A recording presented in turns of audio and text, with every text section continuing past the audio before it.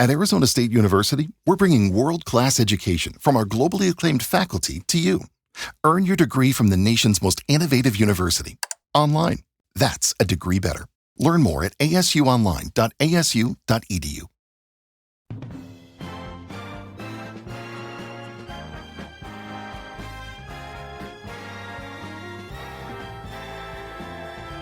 Now, the greatest radio shows of all time.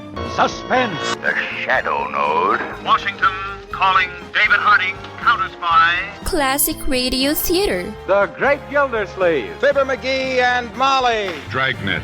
Gunsmoke. The Lone Ranger. Now, step back into a time machine with your host, Wyatt Cox. Good evening, friends of the Inner Sanctum. Crime and espionage on this Wednesday with episodes of Dangerous Assignment starring Brian Donlevy, The Man Called X starring Herbert Marshall, I Was a Communist for the FBI starring Dana Andrews, and an episode of Calling All Cars going back to 1936, and we'll wrap it all up with an episode of Lum and Abner. That's all coming up on this Wednesday, and you know what that means. This is the 23rd day of July, 204th day of the year, 161 days remaining till we get to 2026. In the U.S. on this date in 1829, William Austin Burt patented the first typewriter. In 1903, Ford Motor Company sold its first vehicle. Probably the first ice cream sold on this date in 1904 at the Louisiana Purchase Exposition in St. Louis. In 1926, Fox Film bought the patent of the movie-tone sound system for recording sound onto film. Now, it was on this date in 1962, Telstar relayed the first live transatlantic television signal, part of which was a press conference by President Kennedy. I understand that part of today's press conference is being relayed by the Telstar communications satellite to viewers across the Atlantic, and this is another indication of the extraordinary world in which we live. This satellite must be high enough to carry messages from both sides of the world, which is, of course, a very essential requirement for peace. And I think this understanding, which will inevitably come from the speedier communications, is bound to increase the well-being and security of all people here and those across the oceans. So we're glad to participate in this operation developed by private industry, launched by government in admirable cooperation. We have gotten so spoiled. See, at the time, due to its non-geosynchronous orbit, Telstar's availability for transatlantic signals limited to 20 minutes in each 2.5-hour orbit when the satellite passed over the Atlantic Ocean. Today, we have nonstop access to satellites. And, you know, for us to have to deal with what they dealt with 63 years ago is just amazing. Now, it was on this date in 1967 in Detroit, one of the worst riots in U.S. history on 12th Street in the predominantly African-American inner city. 43 were killed, 342 injured, about 1,400 buildings burned. On July 23rd, 1967, Detroit was hit by a riot. We said it couldn't happen, but it did. The nation was shocked.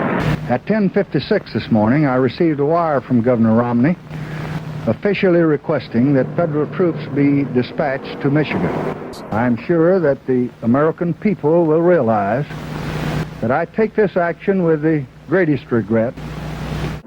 Audio from the trailer of an unproduced film, Disturbance on 12th Street. And it appears that the producer of that film has gone away. So we're having difficulty even tracking down anything more than what I've just told you about it.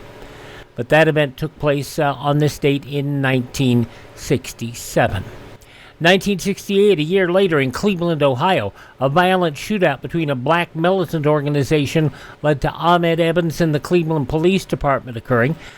During that shootout, a riot began that lasted for 5 days. You can trace these so-called riots back every time to unmet social needs, to the untended increasing blight and decay of the core area, to the problem of joblessness and homelessness, of the not just being poor, but the kind of way of being poor that today it is not like it was once years ago, so that they were surrounded by their own poverty and had no standards with which to compare. But today to be poor is like to be in a cage in which you're in prison, but you can look out and you can see the freedom and the realization of the kinds of things that being an American has come to mean. Cleveland Mayor Carl Stokes speaking prior to his election 1 year earlier, practically predicting the riots that occurred on this date in 1968. In 1982, on this date, actor Vic Morrow, 2 child actors, killed on the set of Twilight Zone, the movie, when a helicopter spun out of control. The actor was carrying the 2 children while several pre-planned explosions were detonated around them. Following one of the explosions, the helicopter lost control and crashed to the ground, killing the actor and the children. L.A. Police Department's Mark Thompson. It was on this date in 1984, Vanessa Williams became the first Miss America to resign when she surrendered her crowd after nude photos of her appeared in Penthouse magazine. I wish I could retain my title as Miss America. However, the potential harm to the pageant and the deep division that a bitter fight may cause has convinced me that I must relinquish my title as Miss America. Not only was that something that's never happened within the pageant organization, it was this huge dichotomy, and it couldn't be any more polar opposite of 2 images. You've got Miss America, who is angelic, and you've got naked pictures, which is salacious. Audio courtesy of the Oprah Winfrey Network. 1992, on this date, a Vatican commission led by Joseph Ratzinger established necessary to limit rights of homosexual people and non-married couples. In 1995, 20 years ago today, the comet Hale-Bopp discovered, visibly seen with the naked eye nearly a year later. And it was 10 years ago today, NASA announcing the discovery of Kepler 452b, sometimes nicknamed Earth 2.0 or Earth's cousin, by the Kepler Space Observatory. It's only 1,800 light years from Earth. Let's just take a trip. Passing away on this date in history, the 18th President of the United States. Quick, you remember who it is? 18th President. 18th. Da, da, da, da, da, da. Ulysses S. Grant. Also a revolutionary Pancho Villa, aviation pioneer Glenn Curtis, film director D.W. Griffith passing away on this date, actor Montgomery Clift, actor Van Heflin, pilot Eddie Rickenbacker, actor Vic Morrow, as we mentioned, journalist and author Daniel Shore, singer-songwriter Amy Winehouse, and physician and astronaut Sally Ride. All those folks passing away on this date in history. Turning to birthdays on this date of those who are no longer with us. The Emperor of Ethiopia, Haile Selassie. Also character actor Arthur Treacher. And his fish and chips chain. But no, he did a lot in the media. Also baseball player Pee Wee Reese. He was Larry Bud Melman on The Letterman Show. Calvert DeForest, born on this date. Game show host, actor Bert Convy. Also baseball's Don Drysdale. The old curmudgeon himself, Don Imus, born on this date. And singer-songwriter Tony Joe White, Polk Salad Annie. He also wrote Rainy Night in Georgia. All those folks born on this date, they have gone on to the great beyond. Hi, this is Jeff Foxworthy. It is now time for the birthday announcements. The following people are now officially older than dirt. You remember him from Deliverance, also from the TV show Apple's Way. Ronnie Cox, no relation, 87. Her best line was in Ferris Bueller's Day Off, he's a righteous dude. Edie McClurg, 80 years old today. The 1973 rock hit Rock On, David Essex, 78 today. From Cheers, Woody Harrelson is 64.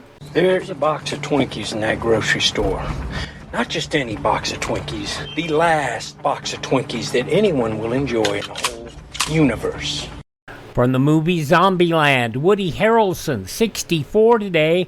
From Buffy the Vampire Slayer and its sequel Angel, Charisma Carpenter, 55.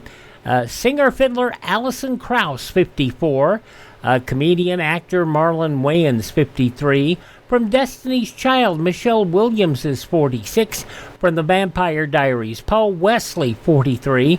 From How I Met Your Mother and Heartbeat, Celeste Thorson is 41. And he was Harry Potter. Daniel Radcliffe, 36. Those just a few of the people celebrating the 23rd day of July as their birthday. If this is your birthday, happy birthday to you. Happy birthday to you. Happy birthday, happy birthday. Happy birthday to you.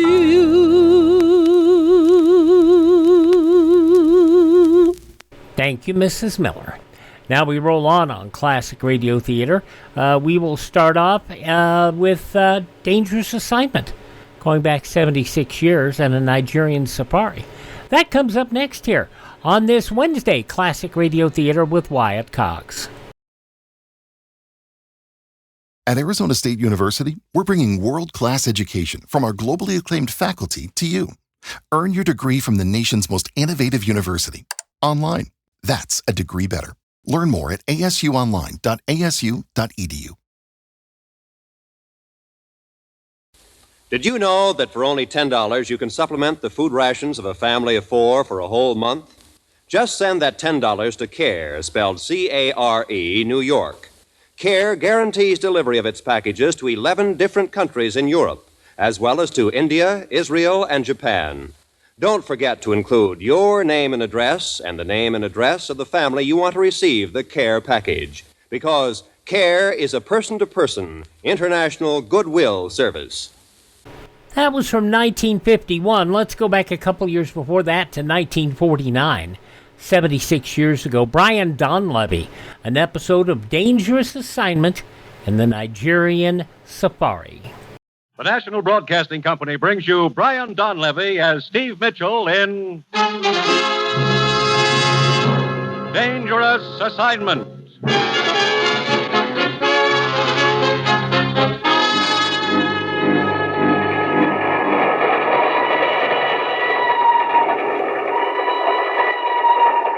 The time near midnight. The place, Nigeria, West Africa. 2 men stand on the swaying observation platform of a train which winds its way across a yawning chasm between 2 mountains.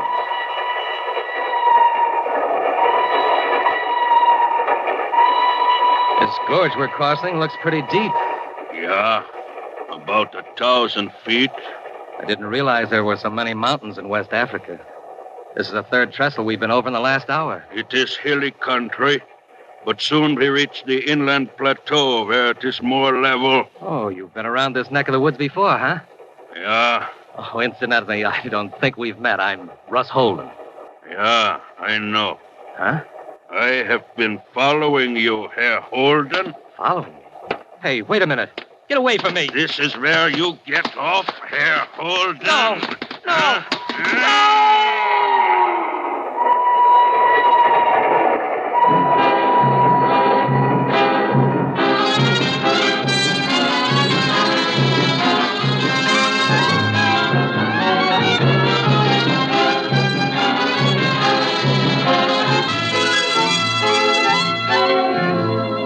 You've seen him as Sergeant Markoff in Beau Guest, as Charles Dana in 2 Years Before the Mast.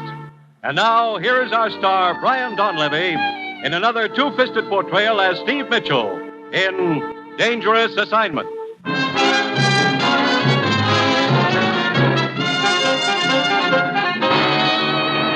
Flight 11 from Miami, Puerto Rico, Cape Verde Islands, and Dakar, West Africa. Now ready to depart. All aboard, please. That's your plane, Steve. Come on. Look, Ruth, I still don't know what this is all about. 1 minute I'm doing a smooth rumba with a smooth blonde. The next minute you're dragging me to a taxi, shoving passports and plane tickets down my throat. I can't help it, Steve. I just do what the commissioner tells me. Oh, there he is, over at his car. Steve, Ruth, over here. Coming, Commissioner? Ruth, will you see that Steve's suitcase is checked aboard the plane? Okay, Commissioner. Steve, let's get in my car a minute. We can talk there. Okay. Now, make this quick, Steve. You're leaving for Nigeria, West Africa, in 5 minutes. West Africa? Now, look, Commissioner. We've got to move fast, Steve. We may be too late as it is. What do you mean? One of our men has been over there 2 weeks, Russ Holden. He was to have sent a report back not later than noon today. We haven't heard a word from him. Well, maybe he got delayed. I don't think so, Steve. I'm afraid Russ is dead. Dead? Look, what's this all about? Manganese. Manganese? That stuff they use making steel? Yes. Last week, all shipments of manganese to this country were suddenly cut off. We think the interests behind that move are trying to form a worldwide manganese cartel.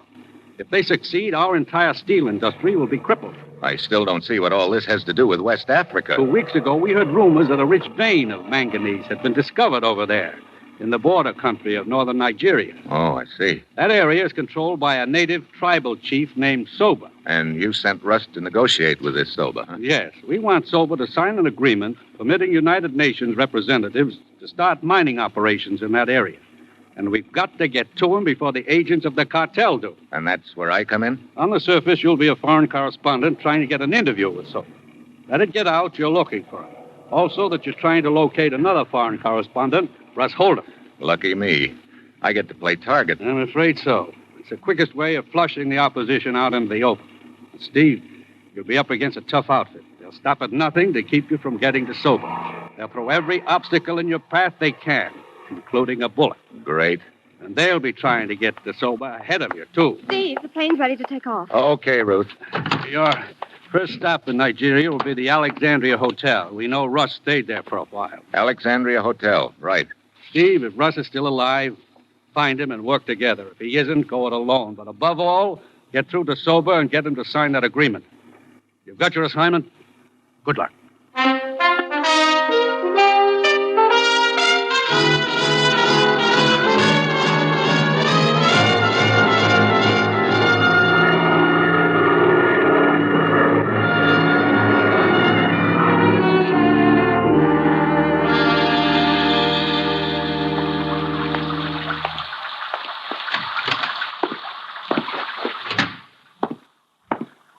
Good afternoon, sir. Welcome to the Alexandria Hotel. You wish a room? Yeah, and a blotter. This rain is even more so than what the Florida papers say about California. Please sign here, sir. This is the rainy season, you know. No kidding. From now until October, sir. You sound proud of it. You mean it's this way all over Nigeria? Off and on, sir. Fine. Mr. Steve Mitchell, United States. Boy, take Mr. Mitchell's suitcase to room 22. Will you be staying with us long, Mr. Mitchell? No longer than I can help. I shouldn't be here at all. Sir? I'm a foreign correspondent. A friend of mine was supposed to do a story over here, but I guess he wandered into a bar somewhere and forgot all about it. So now I have to do it. What was your friend's name? Holden. Russ Holden. Why, Mr. Holden stayed at this hotel while he was in Lagos. When did he check out? Several days ago. I believe he took the train to Kugama. Kugama? Where's that? It's inland and to the north, Mr. Mitchell. It is a long trip by train. What kind of country is it up there? Oh, very wild, sir. Well, I guess I'm going to need more suitable clothes. Is there a store around here where I can get outfitted? Oh, yes, indeed, sir. Carter's. It's right in the next block. Okay. I'll give it a whirl as soon as I get out of these wet clothes. Right up the stairs and to your right, sir. The boy will have your room all ready for you. Yes, sir. What can I do for you? Let me see your register. You wish a room? Let me look at that register. But why, sir? What business have you with... Register. Give it to me. All right, but... Let's have it.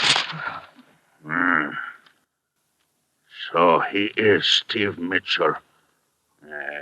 You may have it back. I don't understand. You ought to say nothing about this. Forget all about me, do you understand? But no, I don't understand. To help you forget.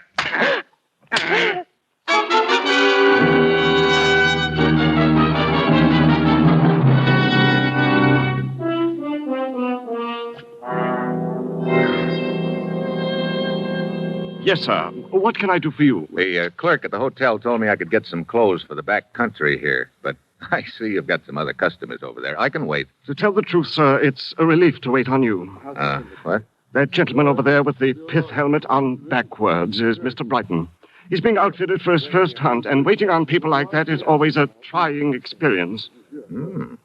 Who's the girl? She don't look very trying. That is Mrs. Brighton. Oh. Luckily, they've hired one of the best guides around here, the tall gentleman, Mr. Campbell. Well, fix me up with whatever I'll need, huh? Let's see now. You'll want a tunic and... Mr. Brighton, watch out with that rifle, Mr. Brighton! Hey! Are you all right, sir? Yeah, 2 inches to the right, and I wouldn't be. Oh, my goodness. Brighton, put down that gun before it goes off again. You okay, mister? Yeah. Well, I don't know what to say. I'm so dreadfully sorry, old man. Look, where'd you learn to handle a gun anyway? Why, you see, I was trying to find out how to load it. And, yeah, you found out all right. Such a stupid accident. I'm frightfully sorry. Peter, I think you've distinguished yourself enough for one day. Let's go back to the hotel. I need a drink. That's probably a good idea, Mr. Brighton. I'll attend to the rest of the stuff. All right. Now, look, old man. Yeah, you're frightfully sorry. Let's let it go at that. Peter! Come in, my dear. I'm very sorry this happened at my store, sir. I'll get an outfit together immediately. Okay. Ought to be an easier way of making a living than this. Yeah. I can't say I'd care to play nursemaid to a trigger-happy tenderfoot like that. Oh, incidentally, I'm Steve Mitchell. Laird Campbell. Cigarette? Oh, thanks. American, too. Mm-hmm. Yeah. Being a guide, you expect a certain percentage of lemons, but it looks like I hit the jackpot this time. To make it worse, Brighton's decided there's only one spot in Nigeria where he wants to hunt. Way up north, past Kugama. Kugama? Yeah. Tomorrow we're taking that stinking train. Look, Campbell, I'm a foreign correspondent, and I'm supposed to get a story on a tribal chief up there. Soba? Yeah. You know him? Yes, I've hunted around there a couple of times. Huh. He gave me this good luck charm a few years ago. Yeah. Say, how would I go about getting to Soba's village? Well, it's pretty rugged country. You have to pack in from Kugama. Say, our safari will be headed in that direction. Why don't you go along with us? I could take you right to Soba's village. Well, I wouldn't want to inconvenience you. Oh, nonsense. No inconvenience. Believe me, I'll be glad of the company. And I don't think Brighton would have any objections. How about it? Well, that's a thought, Campbell. Thanks for the offer. I tell you, we can talk about it on the train to Kugama, huh? Okay. See you on board, Mitchell. All right.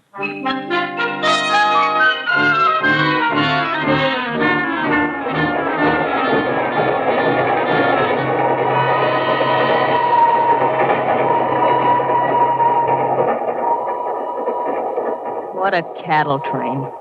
When do we get to Kugama, anyhow? Tomorrow noon. Care for another drink, Mrs. Brighton? Sure, I'd care for one, but better not. Hmm? Look at Peter over there scowling away. Thinks I've had too many already. Oh, Mr. Brighton doesn't approve, huh? He's one of those physical fitness bugs. He must have read about Teddy Roosevelt when he was a kid. He's been trying to live dangerously ever since. You know, you sound like you come from my side of the Atlantic. Kansas City. Oh. How'd you happen How'd I happen to wind up Mrs. Brighton? Who knows? One day I'm in the chorus at the Palladium in London. The next day, I'm Mrs. Peter Brighton. And I've been on a bicycle ever since. I think I'll have that drink after all. Well, getting late. You can read me like a book. Oh, well. Is this seat next to you occupied, sir? No, help yourself. Thank you. What were you saying about being on a bicycle, Mrs. Brighton? Last year it was pig sticking in India. Have you ever been pig sticking? Not that I know of. Your husband must have a lot of time on his hands. Doesn't he sure. work? He works. He's always got some big conference going on. He fools around with a lot of different interests, oils, mining, stuff like that. I see. Well, it's getting late. I think I'll turn in. Okay. See you in the morning, Mrs. Brighton. Good night, Mr. Mitchell. All right. It is very amusing. What? Permit me. I am Warchek. What's amusing? That everyone is suddenly going to Kogama. Oh? For years I have operated trading post up there, and nobody pay any attention to that region. But now suddenly everyone is interested in it. No? Does a hunting party and a newspaper hack after a story constitute everybody, Warchek? This hunting expedition and the story you seek, they would not by any chance have to do with the rumors of a discovery of manganese ore in that region, would they? You're doing the talking. If you prefer, I will confine my conversation to the scenery. Like I say, you're doing the talking. As a matter of fact, we are passing through some very beautiful country right now. Oh? Yes. We are approaching a gorge which is quite spectacular. The view from the observation platform is a rewarding one. Is it? Well, I could do with some fresh air anyway. Thanks. You are quite welcome, sir.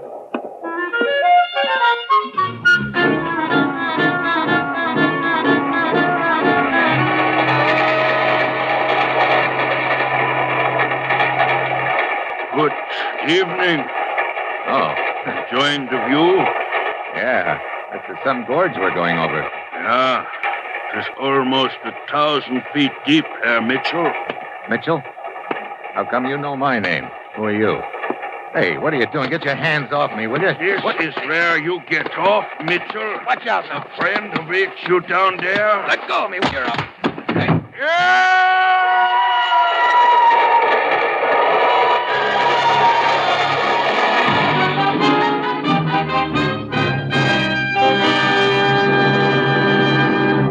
The National Broadcasting Company is bringing you Brian Donlevy, starring in the role of Steve Mitchell in the third of an exciting new adventure series, Dangerous Assignment.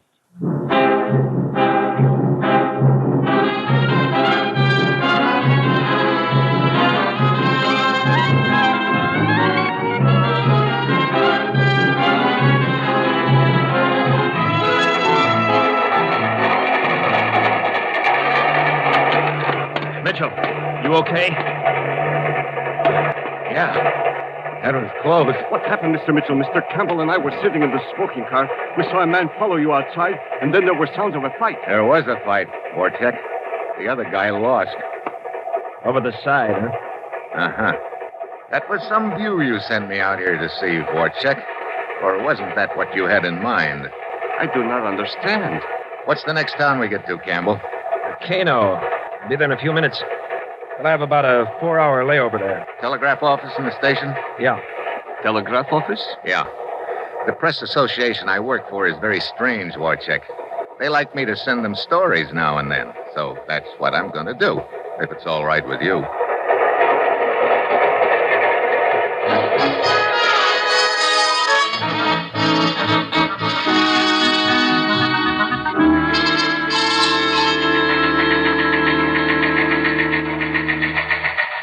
Here's Steve's report, Commissioner. Good, let's have it. Considerable interest being shown in manganese area by tenderfoot hunter named Brighton and trader named Warchek. From joining Brighton Safari to vicinity Chief Sober's village. Good. Sounds like he's been a busy bee, Commissioner. Oh, wait a minute. Almost got tossed into canyon 2 hours ago. What? Afraid Russ Holden wasn't as lucky as I was. Oh, I was afraid of something like that, Ruth. Poor Russ. Hey, wait, there's more. I have 2-hour layover here in Kano. I'm borrowing one of Campbell's native gun bearers to take me back to that ravine I almost got shoved into.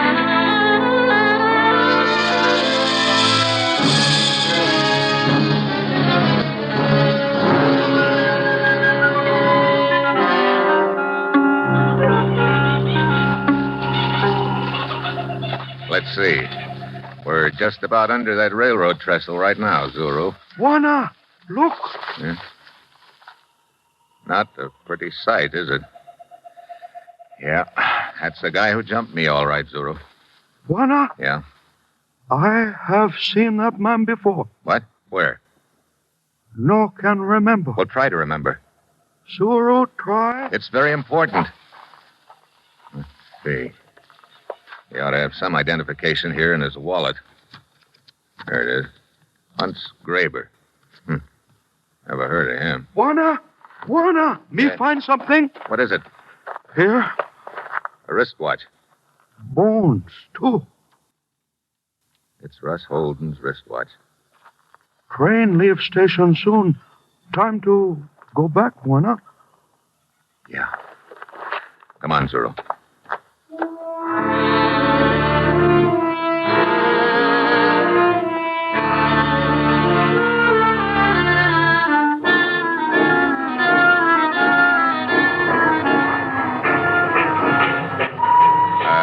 Thanks for lending me your boy, Campbell. He's a good one. Yeah, Zero? One of the best. He lived around this north country most of his life. Matter of fact, he belongs to Soba's tribe. Oh? Mr. Mitchell, did you find anything at the bottom of a ravine? I found what I was looking for, Warcheck. The body of man who attacked you? Such a beastly thing to happen, old boy. Somebody have a grudge against you or some such silly thing? Apparently somebody does, Brighton. Still the man of mystery, Mr. Mitchell? Look, Warcheck. Warcheck, I've got one rule on Safari. Everybody minds his own business. But of course, Mr. Campbell. Warcheck going with us? Yeah. He asked Brighton if he could tag along as far as his trading post. Always glad of company. Helps keep my wife from getting bored. How much longer before we get there, Campbell? I will pull into Kugama about noon. It'll take a couple of hours to load the jeeps. That'll get us started around 2. By sunset tonight, we'll be camped in the bush.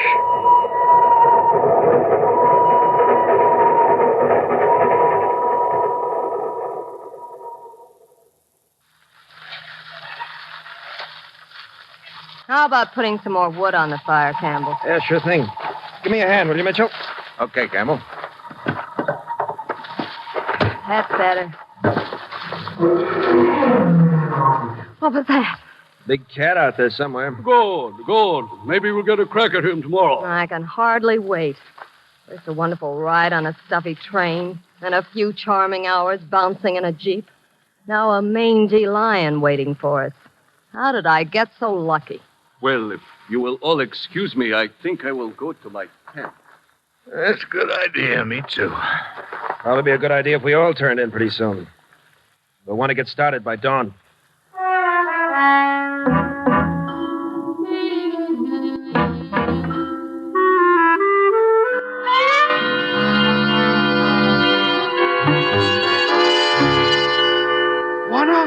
Juana? Huh? Who's out there? Zoro? Oh, come on in, Zoro. What is it? Juana Campbell with you? No, Campbell's in his tent, isn't he? Not in tent. Wait a minute. He said he was going to check the jeeps before he turned in. We'll look for him there. Something I can do, Zoro? No, me talk to Juana Campbell. Oh, incidentally, have you remembered yet where you saw that dead guy in the ravine? Me only talk to Juana Campbell. Only talk to Juana Campbell. What's with him? Mr. Mitchell, Huh? it's Marla Brighton. Oh, hi. What can I do for you? Buy me a drink. Afraid I don't have anything. Fine. I might have known Peter would carefully omit any liquor from his provision list. The what was that? Came from over there in that brush. Campbell! Campbell! Here I am, Mitchell. It's Zero. Oh, what happened? Just going back to my tent. I heard Zero's scream, found him like this. His throat's been cut. Campbell, what's all the noise about? That frightful scream, Good hell. Best boy I ever had. And he's dead. Murdered. Murdered? By whom? That's just what I'm wondering, Warchick. Perhaps a fight with one of the other bearers. Yeah. Perhaps.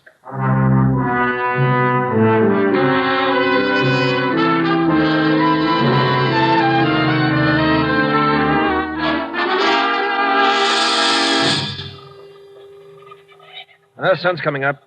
We'll leave as soon as Brighton's ready. Look, Campbell, maybe I better head for Sobu's village this morning instead of tagging along with you, huh? I wouldn't advise you trying it alone, Mitchell. I'll take you over there later, as soon as Brighton's had enough hunting for the day. Okay. Is Warcheck going with us this morning? No, he said he'd rather stay here at camp. Hey, Campbell, I didn't get a chance to talk to you last night after Zuro was murdered, but I think I know why he got it. What do you mean? Zuro told me that he'd seen the guy who tried to push me off the train before. Huh? Where had he seen him? I don't know. But I think he remembered last night and wanted to tell you about it. I wish he could have found me sooner. Here comes Brighton. We can start now. Hey, if you don't mind, I'm going to stick pretty close to Brighton while we're out in the bush. Afraid his gun may go off accidentally in your direction again? Yeah. I might not be so lucky this time.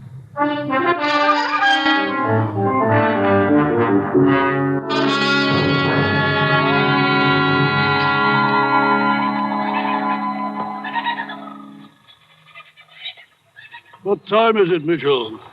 5 to 8. Sitting in this jeep in the middle of the jungle is not my idea of sport.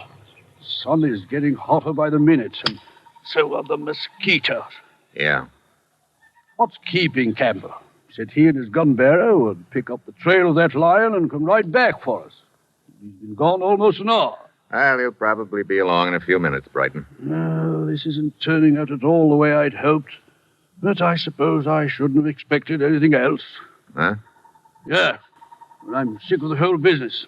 I should never have let Campbell talk me into coming way up here in this godforsaken country. It was Campbell's idea to come up here? He said it was yours. Oh, no. He told me the hunting was better around here. Come on. Hmm? Get out of this Jeep. Let's get into the brush. Hurry up. Oh, but Campbell told us to stay in this clearing. Yeah. He's probably circling around behind us right now. Come on. Oh, Mitchell, I don't understand. Neither did I.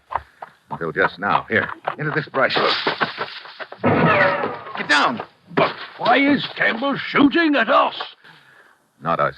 Me. Look, you sit tight right here and you'll be okay. It's me he's after. Mitchell, where are you going? Soba's village. It's about 2 miles west of here. I hope.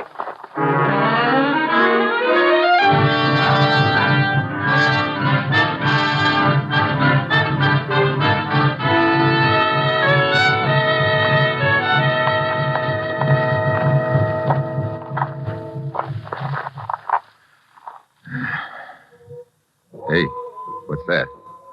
Sounds like the village just ahead.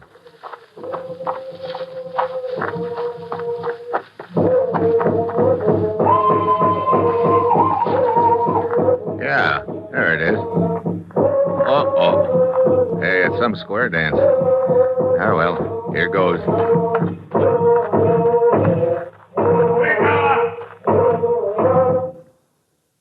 Hey, look. Don't let me stop the feast. If one of you will just tell me where your chief is. It is not feast. Death does. Oh. Who are you? I want to talk to Soba, your chief. Is he around? Maranga, Jolo. Hey, now, wait a minute. Look. Maranga, what is it? A white man want to talk to you. Is your name Soba? Yes, you come at bad time, white man. We have death dance for one of my people, Zuru. Bring his body into village this morning. Yeah, I know. Look, Soba, this is important. I've got to talk to you right away. Go to my hut, white man. We finish death dance, then we talk. Arunga!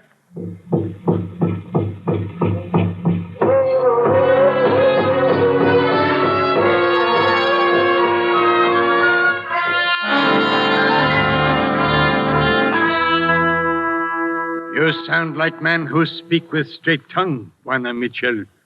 Maybe your people are right ones to dig in my ground for metal. Good. But you are too late. What? Other men promised my tribe much food and medicine. What other man? His trader man, Warchek. Warchek? Oh, looks like I pegged the wrong guy. Where is he? He's still in village. Yeah, I see him. Over by that other hut. Excuse me, Soba. Warchek. Warchek. Ah, Mr. Mitchell. It would seem you arrived too late. Now, look, Warchek. I've been through too much in this deal to let that cartel you're working for come out on top now. But you're mistaken, Mitchell.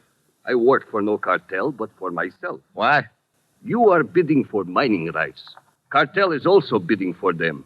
What more profitable place for me than in the middle where I can do business with the highest bidder? Warchek. Looks like Warchek didn't stay in the middle very long. Campbell. Any agreement Warchek has with the chief is void now. And with you out of the way, Mitchell, I think we'll be able to... Your man Garber missed, huh? So you're going to finish the job yourself? Yeah. You ought to get a promotion for this, Campbell. Just money. A lot of it. Yeah. Enough money so you didn't even mind killing Zuru when you realized he remembered seeing you and Graber together. That's a lie. Soba, it's not true. Mitchell here killed Zuru. You killer of Zuru. Look, Soba, I tell you, I didn't kill Zuru. It was Mitchell. White Hunter lies. When my men pick up Zuru's body, they find good luck charm I gave you long time ago. What? Oh, I must have dropped it when I bent over Zuru after he died. No. Good luck charm under Zuru's body. Barunga? No. No, sober. Marunga Blogan. No. Mitchell, you... Good, Marunga. Good. He killed one of my people, he die. You don't waste any time, Silva. Mitchell. What? Come. We go to my hut. We talk some more. Good. You can sign the agreement. I have the papers right here. No sign. What? Why? Soba no sign name. Soba can only make X. Oh. Well, look, Chief, don't worry about that. Right now, your X is going to look like $1 million to me. Come on.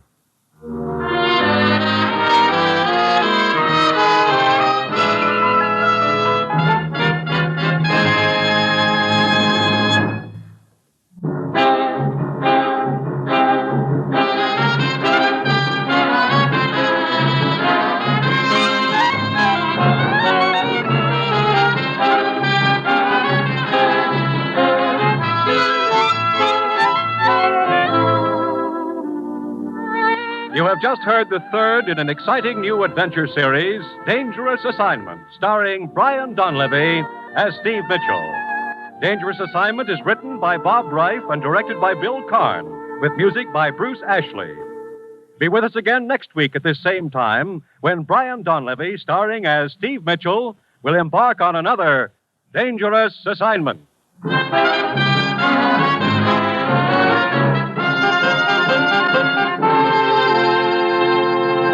This is NBC, the National Broadcasting Company.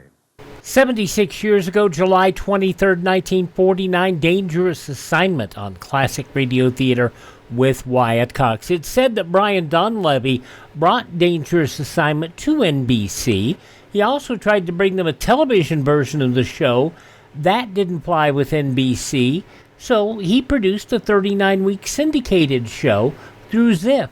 And it's still out there floating around as well. All right, coming up next on Classic Radio Theater with Wyatt Cox on this Wednesday, more espionage with Herbert Marshall, the man called X.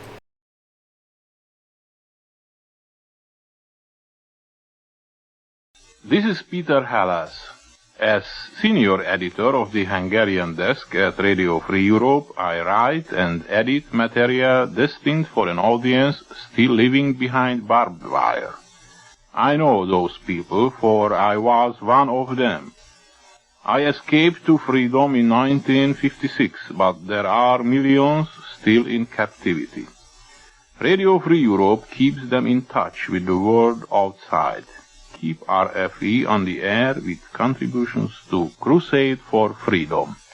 Classic Radio Theater with Wyatt Cox continues now. The Man Called X, starring Herbert Marshall, going back 79 years, July 23rd, 1946. And we go to Paris. Twice a day, see your dentist twice a year.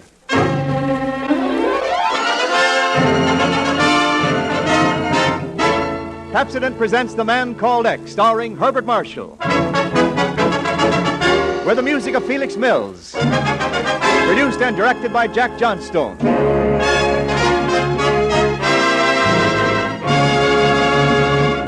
There's a new Pepsodent toothpaste now. Yes, a new improved Pepsodent with a cleaner, brighter taste. That means cleaner, brighter teeth. Try it, taste it, compare it.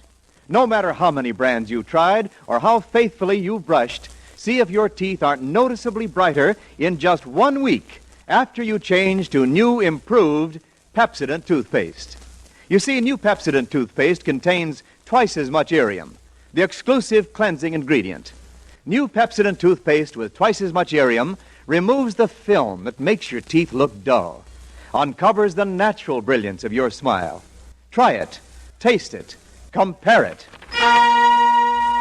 And now Pepsodent presents Herbert Marshall as the Man Called X, international troubleshooter who flies the ocean at the drop of a hat, who charms the ladies, but is death on crooks. Herbert Marshall as the Man Called X.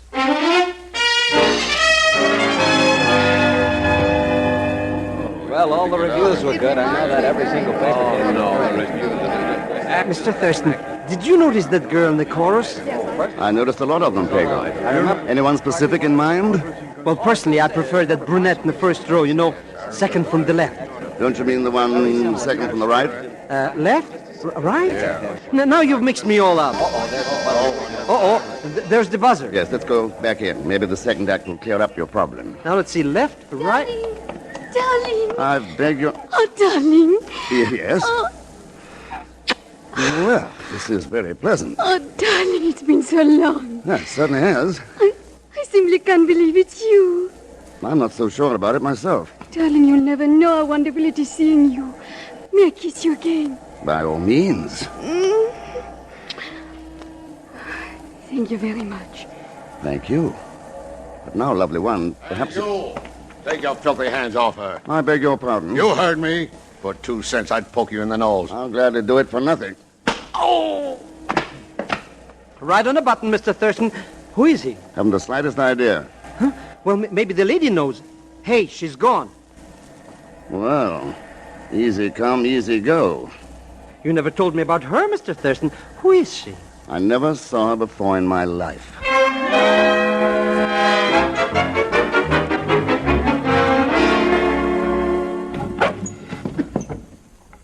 Now, let's see. I take a couple of extra shirts. Why are you being so mysterious, Mr. X? Why don't you tell us where we're going? We're going. Well, I mean, you and me. Well, I guess that's all I'll need. Pagon, my friend, take care of yourself. Try to keep out of mischief, will you? Wait a minute, Mr. Thurston. What's the answer? Goodbye, Pagon. But you know you always take me with you. In fact, I usually get there first. So long, and when you leave, don't forget to lock the door after you. Mr. Thurston, you can't do this to me. Mr. Thurston!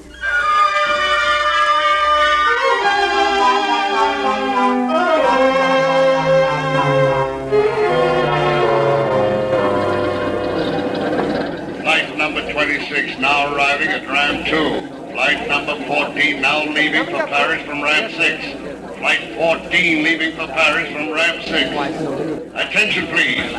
Will Mr. Pagon Zellschmidt please... Oh, no, not Pagon. Not all the way to Paris.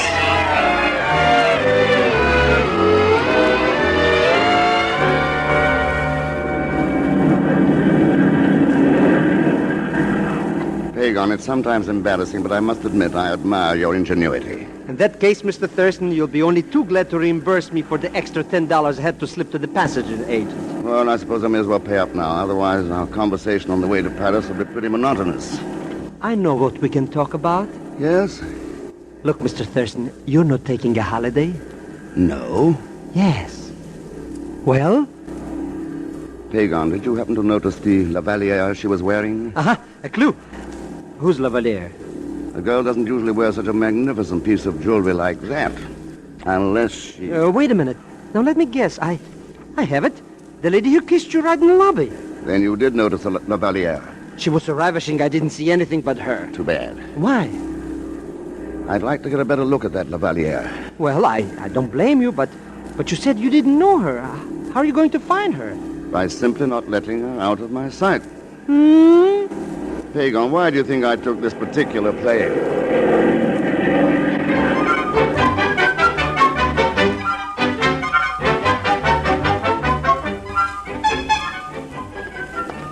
Mr. Thurston, we've been walking around in circles so long, my feet are dizzy. I'm sorry you're not enjoying yourself, Pagon.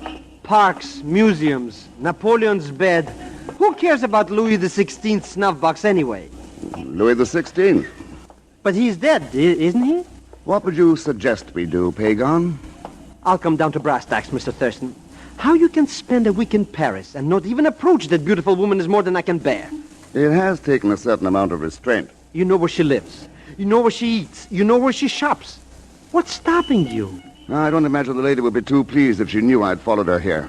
But she wouldn't recognize you, Mr. X. That is, unless you kissed her. Maybe you've got something there. Yes, let's see what happens.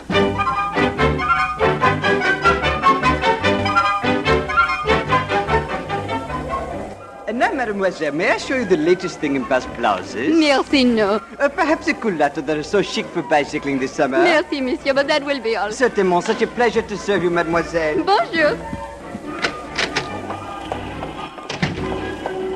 Darling. I beg your Oh, pardon. darling, it's so wonderful seeing you again. But I don't understand. I didn't either. Oh, it's you. Yes, the man in the lobby. But how do you happen to be in Paris? The funny thing, that's just what I was going to ask you. Then this really is a coincidence. I couldn't think of a happier one. Well, monsieur, I am happy. This gives me a chance to explain. Why explain?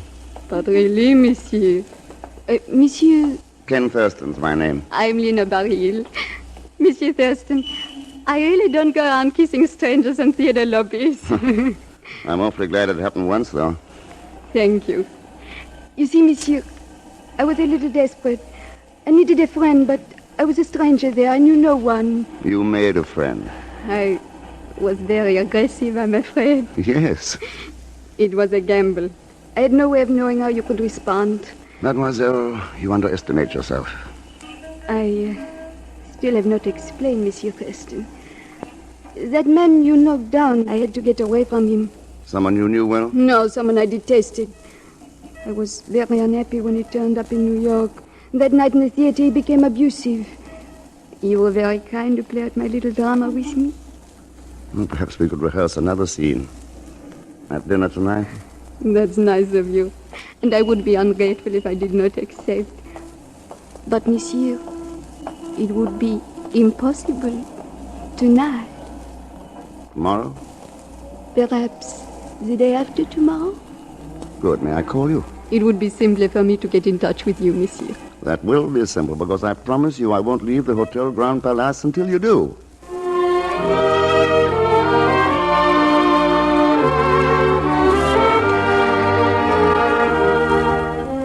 And then what did she say, Mr. Thurston? Oh, she explained that it wasn't habitual, Pagan. Then what did you say, Mr. Thurston? I told her I understood. Then what did she say? Tell you later, Pagan. Yeah? Ready on your call to New York, Monsieur Thurston. Thank you. Go ahead, New York. Hello. Hi, Chief. Ken Thurston. What the devil are you doing in Paris? Sorry I didn't check with you, Chief, but it was sort of personal. You see, a lady kissed me. Who did what? She was very beautiful, and I didn't know her. That makes sense. Go on. So I thought I ought to know her better. Oh, that's great, Ken. I hope you're having a wonderful time. Not bad so far. Nice of you to call and let me know. Listen, Chief. If a ring shows up at the bureau, a ring in the shape of a fleur-de-lis, set with diamonds, rubies, and emeralds, will you let me know? It's a long chance. Hold on, Ken, hold on. Are you psychic? You couldn't know that. Oh, then it has turned up. Day before yet? How did you know? Part of the missing Rotterdam collection, isn't it? Yeah, sure. That's what I thought. Chief, do me a favor. Send that ring over on the first plane. But, Ken... Thanks. Tell you all about it later. Hey, now, wait a minute. Huh? Ken, what in the name of common sense are you doing? Why, Chief, don't you think one kiss deserves another? Bye. Mr. Thurston, I am beginning to smell a rat. Already? So you did get a closer look at that Lavalier? Sure. And it was a fleur-de-lis set with emeralds, rubies, and diamonds? Uh-huh. You know, Mr. X, this is getting very interesting. You were beginning to worry me, Pagan, but now that you have that old familiar gleam in your eye, I'm reassured. Thank you. But what's this got to do with Rotterdam? Pagan, in 1940, when Rotterdam was leveled by Nazi bombs, one of the largest jewelry collections in Europe vanished. Uh-huh. For 6 years, nobody saw a trace of it. But recently, one at a time, these jewels have been turning up in various parts of the world, especially in America. Why didn't somebody tell me this before? I'm going back to America right away. Too late, Pagan. I have a notion most of those gems are where you can't get at them. In the bureau. Why, you don't think I wasn't thinking of myself, Mr. Thurston? Who else? Oh. Well, goodbye. Just a minute. Did you say something, Mr. Thurston? Pagan, the last guy who tried to get that Lavalier got a punch in the nose. Remember?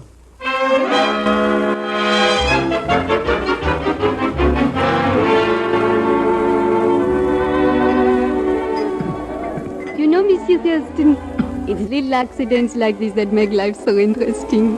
Accidents? I see a strange man in New York. 2 weeks later, he's sitting with me in a cafe in Paris. That's because you kissed him. Monsieur, please. You won't take that kiss too seriously. Would you be here now if I had? It must be what you call instinct or intuition. I must have known at once that I could trust you. You put me at a great disadvantage, Leonore. How do you mean, Ken? Now that you trust me, my hands are sort of tied. You know, you're not a stranger. Not anymore. And yet, for some reason, I don't know what to talk about. Well, there's music, paintings, books. But let's start with you. Me? I have a confession to make, Leonore. Oh? I came over on the same plane with you. You did? Then why didn't you? I had a strange idea that perhaps you'd think I was following you. Why should I think that? You're forgetting again. You kissed me. Oh. And you're not going to let me forget that. I can't. I guess we'd better find something else to talk about. We could talk about another favorite subject of mine. Jewelry. You're a collector? An admirer. That Lavalier you're wearing is beautiful. You like it? Very much. I'm glad it was a gift. Such a magnificent gift. My fiancé. Oh. Ken, do you mind? I told him you and I would be here for dinner. Why should I mind? I'd hoped you'd understand. He was very anxious to thank you for what you did for me. That's nice. It's very nice. Am I so amusing? No, Leonore, you're not amusing. Oh, no, you're wonderful. Oh, I see. You're very kind. You invite me to dinner, so I reward you with, what do you call it, my boyfriend? That's the general idea. I'm sorry, Ken. Why be sorry? I'm anxious to meet him. I'd like to congratulate him on his girlfriend. We should be here soon.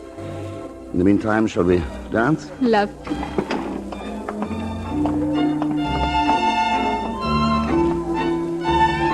Dancing solves a great many problems, Ken. Yes, it brings people together. And you don't have to think about what to say next. You just follow the leader. I put it another way, Leonore. When anyone follows as gracefully as you do, that's something to talk about. Thank you. Oh, there's Etienne. Come, Ken. Bonsoir, Léonore. Etienne, I want you to meet Monsieur Thurston. Etienne Safier. C'est un plaisir, monsieur. Hello. Sit down, do. Merci. Monsieur Thurston, it is extremely fortunate that you are in Paris so that I might express my gratitude. Oh? Leonore has told me about how gallant you were to her in New York. Oh, not at all. Matter of fact, it was Leonore's own quick thinking. Leonore? Oh, yes. She appealed to you for help, didn't she? Etienne, I was going to tell you... You would have been very proud of her. She handled the situation perfectly. So? See, this fellow made a nuisance of himself, so we got rid of him. Very expertly, I understand. Have a drink, Mr. Safier? Merci, monsieur, but I did not mean to interfere with your evening. I merely wish to pay my respects. Perhaps I may return the courtesy someday, Monsieur Thurston. I wouldn't worry about that. It has been a pleasure. Au revoir, monsieur. Adieu, Leonore.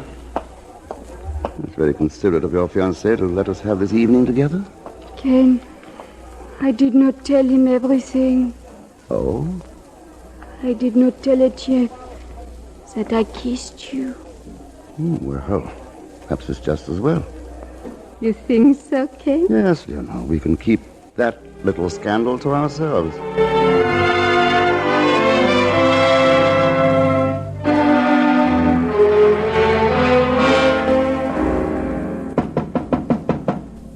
Yes? Oh, it's you, Etienne. Did you expect someone else, Leonore? Of course not, darling. You enjoyed yourself tonight? It was pleasant. This Mr. Thurston, he is charming, isn't he, my dear? He's very nice. But naturally he would be. You didn't mind my going to dinner with him, did you, darling? Cherie, you are lovely, you are generous, you are sweet. But, ma petite, you are also very naive. Huh? Listen to me. This man, this Thurston, he didn't just happen to be in Paris, you know. But Etienne... He didn't come to Paris, my angel, only because you are here. He came to Paris because he is the man called X.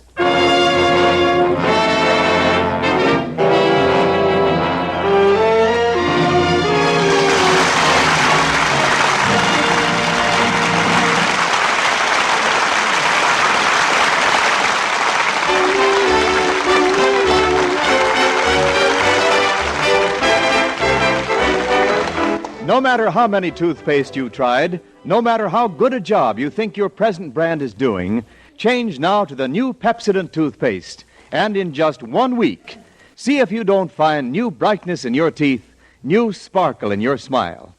Yes, there's a new improved Pepsodent toothpaste now with a cleaner, brighter taste that means cleaner, brighter teeth. You see, new Pepsodent has twice as much irium, the exclusive cleansing ingredient that Pepsodent and only Pepsodent can give you. New Pepsodent with twice as much irium removes the film that makes your teeth look dull. It loosens film and floats it away, quickly, easily, safely. So new Pepsodent brings new brightness to your teeth. It cleans better between teeth, leaves your breath cleaner, fresher, too. No wonder more people than ever before are using Pepsodent today. So despite any other brand you've tried, change now to new improved Pepsodent toothpaste. And in just 1 week, see the difference.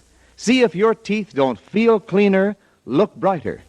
See how Pepsodent uncovers the natural brilliance of your smile.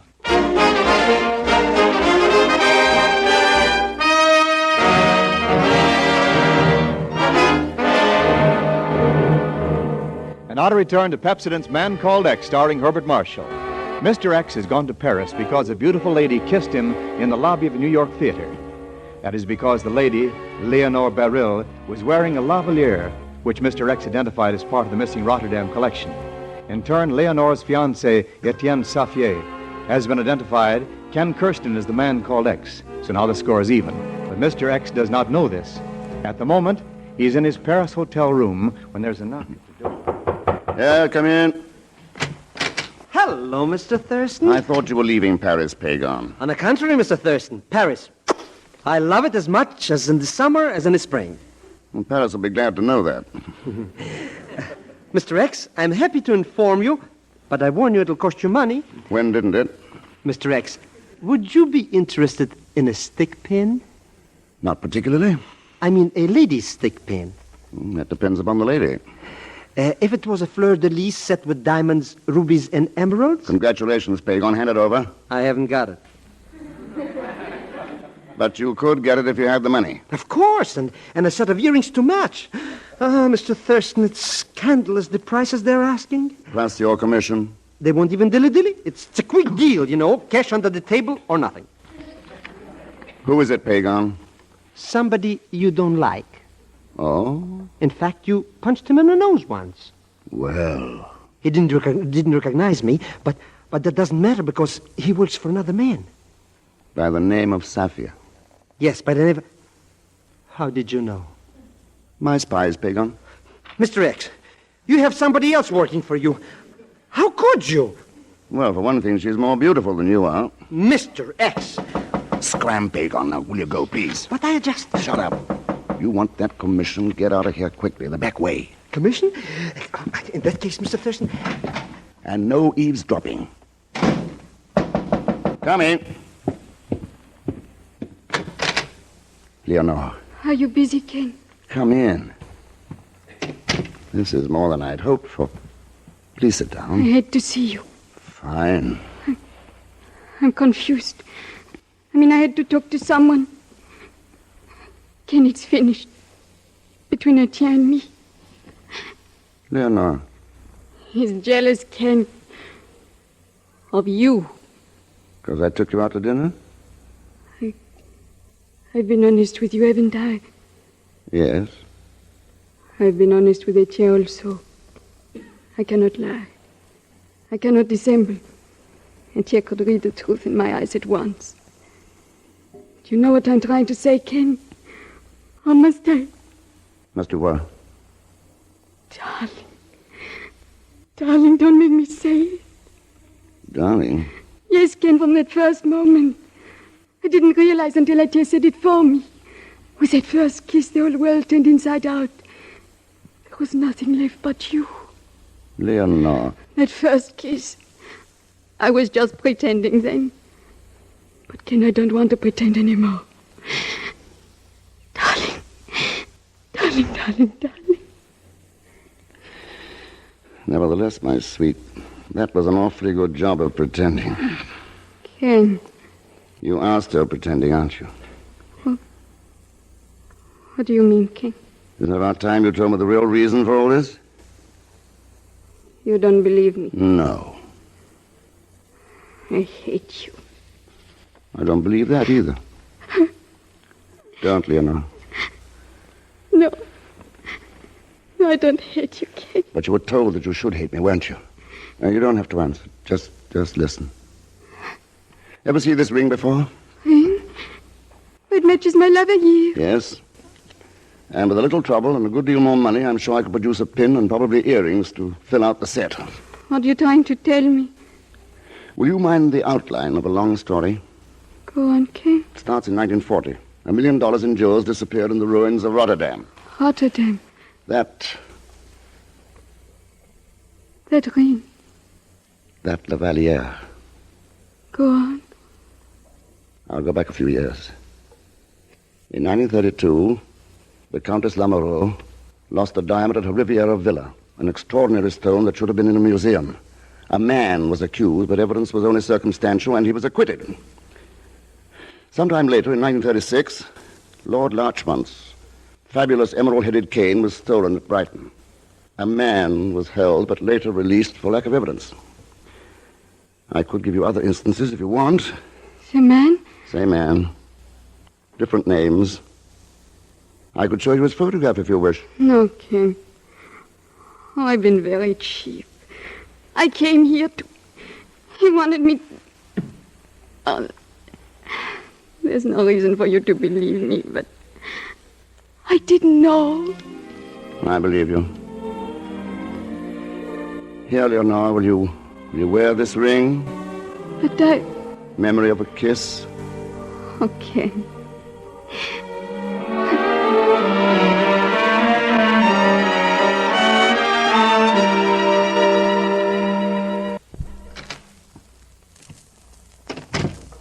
Well, Leonore? Yes, Etienne. And how did our inquisitive friend Mr. X respond to your blandishments? I don't know, Etienne. Don't know? Come now, Leonore, surely you could tell that. Did he ask any leading questions? Question? About me. He knows about you, Etienne. So? He knows you're my fiancé. Oh. Did he by any chance mention that Lavalier? Oh, yes. Yes? He thought it was very beautiful. Is that all? Well? He said it was very beautiful. You told me that. Here. Let me see it. Take off that Lavalier. But you gave it to me, Etienne. Are you afraid I won't return it, my chérie? Oh, no, Etienne. You may have. Where did you get that? What? You know it. I'm talking about that ring. Tell me. Where did you get it? Etienne, you're hurting me. Where did you get that ring? He wanted me to wear it. Oh.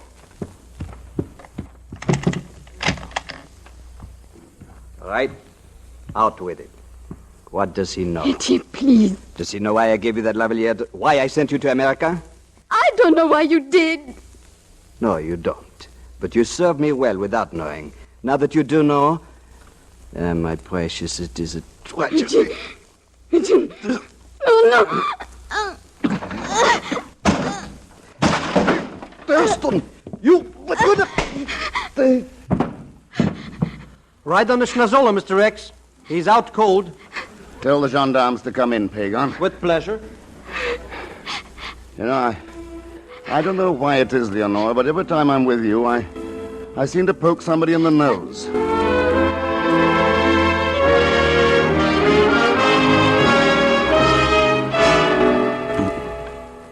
Mr. X, I've been knocking my brain in, trying to figure out why that man gave the lady the Lavalier since he wanted to sell it. It was the easiest way to get it to America. Once she was there, a stooge could steal it from her, and Sapphire would still be in the clear. If only she hadn't kissed you, eh? That, Pagan, is what is called one of the imponderable factors in the case. It's a funny name for a kiss.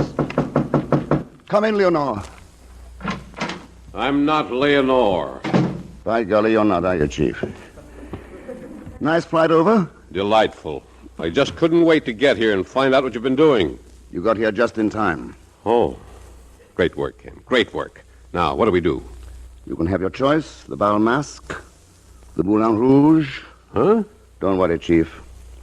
I'll line up a beautiful evening for you. That is, if Leonore can find a friend.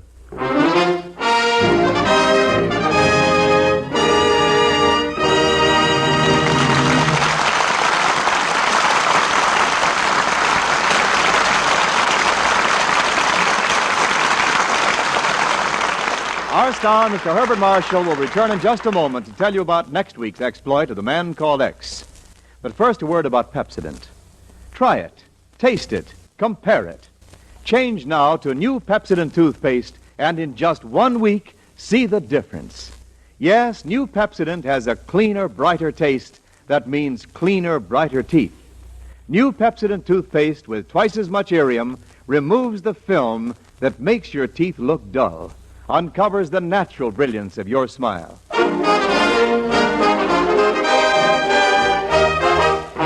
And our Pepsodent star, Mr. Herbert Marshall. Next week, Mr. X is slipping away to a quiet little island off the coast of Maine to enjoy a peaceful vacation, sleep, rest, a little fishing, perhaps. Ah, yes, there are 4 nice ladies, 2 of them young and very beautiful. All very idyllic. But you know what happens when a busman takes a holiday. As usual, Leon Velasquez Pagan will come along and complicate matters. So join us, won't you, when next I return as the man called X. Good night.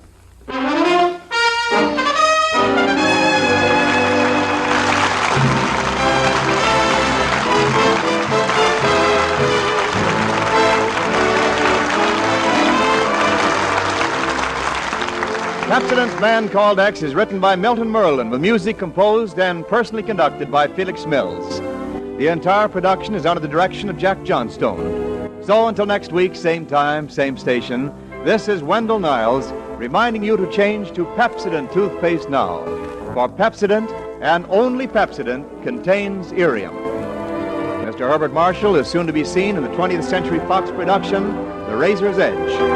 All characters and incidents used on this program are fictitious. Any resemblance to actual persons or incidents is purely coincidental. This is NBC, the National Broadcasting Company. The Man Called X was at this point in time the summer replacement for Bob Hope, as you can tell from the Pepsodent commercials. Prior to it being for 2 summers, the replacement for Bob Hope, it had been a show on CBS and on the Blue Network, sponsored by Lockheed Aircraft.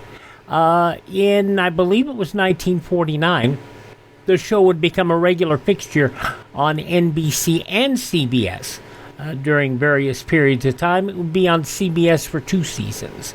The Man Called X, Herbert Marshall, 79 years ago, July 23rd, 1946, here on Classic Radio Theater with Wyatt Cox. Now, coming up on our Thursday podcast, we'll have an episode of Academy Award Theater, Foreign Correspondent, The Crime Club, Serenade Macabre, A Life in Your Hands, and Night Watch. That's all coming up here on Classic Radio Theater on Thursday show. On Friday, Gene Hersholt is Dr. Christian. Counter Spy, starring Mandel Kramer and Don McLaughlin. Satan's Waitin', A Painting of Death, and Murder by Experts. That's all coming up between here and the weekend on Classic Radio Theater with Wyatt Cox. Coming up next, Dana Andrews, I Was a Communist for the FBI. There's a price tag on almost everything. Whether you drive a shiny new 1952 model or a pre-war jalopy, you had to pay the price. And when you're driving that car, remember that speed also has its price. The price tag on speed violations last year was 15,000 killed and 500,000 injured. This year, thousands of lives can be saved if you and millions of other motorists come to the sober realization that speed is the biggest killer on the highways and resolve to slow down before you or someone else pays the price that must be paid for it. You can do your part by keeping within speed limits. At all times, drive as though your life depends on it. It does. Classic Radio Theater with Wyatt Cox continues our espionage thread with I Was a Communist for the FBI, starring Dana Andrews, as we head north of the border to the Canadian Crossfire. This episode from 73 years ago, July 23rd, 1952. I Was a Communist for the FBI.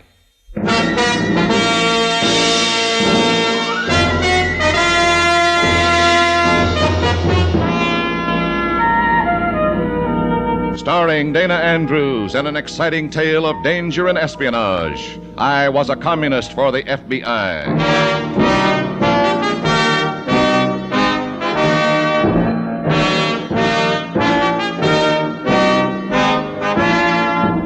You are about to hear a strange story. Names, dates, and places are, for obvious reasons, fictional. But many of these incidents are based on the actual experiences of Matt Cvetic, who for 9 fantastic years lived as a communist for the FBI. Here is our star, Dana Andrews, as Matt Cvetic. It was a long time to pretend I was what I hated most. 9 years of being a part of the viciousness that is communism. You might have been one of those that sneered at me for being a Red. If you are, mister, I'm proud of you. If you aren't, well then listen. You'll see why you should have. This is my story. This is the story of communism. In a moment, listen to Dana Andrews as Matt Cvetic, undercover man.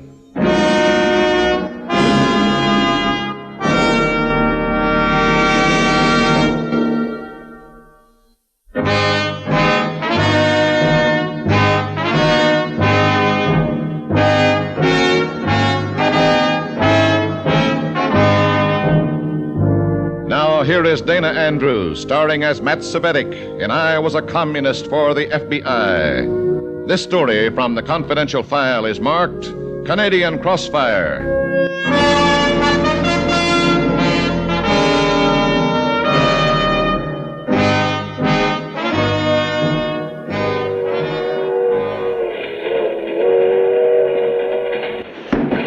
Albany, next stop. Albany, 5-minute stop.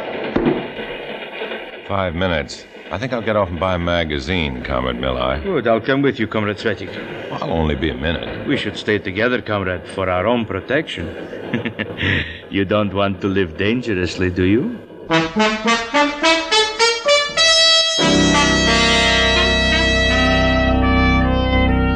I was headed for Canada on a routine assignment for the party. As secretary of the Red-controlled Slav Congress, I was supposed to organize some new labor cells in Montreal. The FBI had given me the name of a Canadian agent, Ferguson, who was to be my contact. The commies had given me a traveling companion, a squat MVD man, a Romanian Red named Milleye who had a sense of humor like an undertaker. It's so funny. I was just thinking of a letter I received.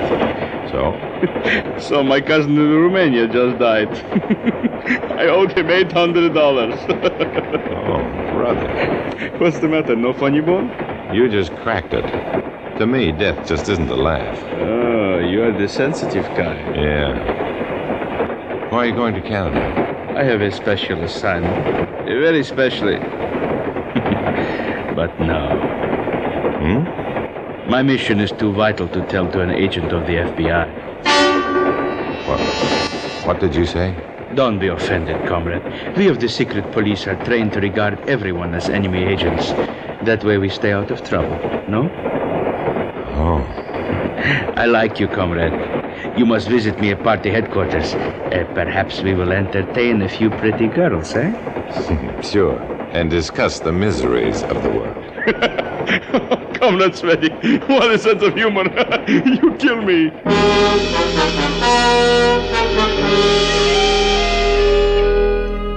I would have loved to kill him. But Milleye had done one thing for me. He had dropped a hint of something dangerous. MVD agents are always trouble. When there are several of them and on special assignment, it's murder. We crossed the broad St. Lawrence into Montreal by way of the 1 3/4 long Victoria Jubilee Bridge. At the station, I finally got rid of Milleye and made my way through the limestone buildings of the charming city until I came to the Place d'Armes and the magnificent Church of Notre Dame, the largest of Montreal's countless churches.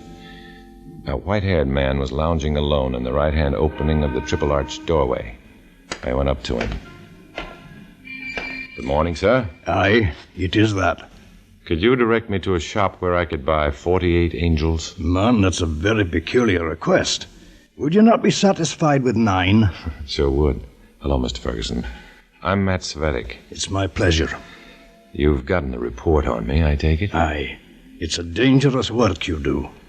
I don't want to step on any toes, sir. Just tell me... Nonsense. The Canadian authorities will be glad to cooperate with you. Thank you. We'll be grateful to have a look inside the party, such as your work will give us. Well, my work here will consist mostly in organizing a bunch of red workers. You'll get a complete rundown on who they are, where they are, and so forth. Good. But there's one thing else. Something bigger and a lot more dangerous. What's that? An MVD agent arrived from the States with me. He's on special assignment. You know what that means. Aye. His name is Milhigh. 5'4", about 150, dark hair and eyes. Laughs a lot, but his jokes aren't funny. I have it.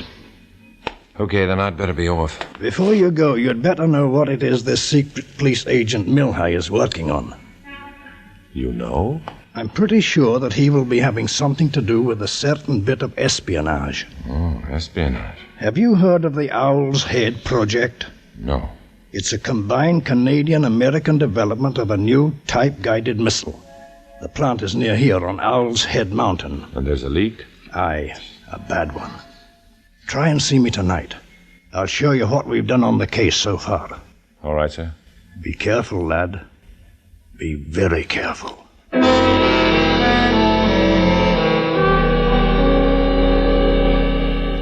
A few minutes later, and I was strolling down St. Catherine Street past the theaters and big retail stores to a small shop called Serioja's. Inside the back room, I met a dozen burly workers and got right down to business. Quiet! That's it, comrades. As you know, I've been sent here to organize you into cells so that you may work efficiently for the party. You are all skilled workers. You will soon find employment in factories and mills. And until they find jobs, Comrade Cvetic? I brought a small fund with me, Comrade Serioja. As leader of this district, you will use it to help these new comrades until they can help themselves. I understand. Of course, you new comrades realize that once you have employment, you will pay your dues regularly and contribute as much as possible to the work in this area. Comrade Serioja's shop will be your weekly meeting place. He will collect your dues and contributions. Comrade, when shall we meet? Saturday nights at 10 o'clock. Call it a social club. And fine any member not attending. Of course. A few general comments. First, join. Join everything. Churches, clubs, movements. Get into every group you can. Spread our beliefs carefully and slowly until you have control and are able to subvert the group into working for us. Remember, you're in a hostile country. You will need front organizations behind which you can work toward our historic mission.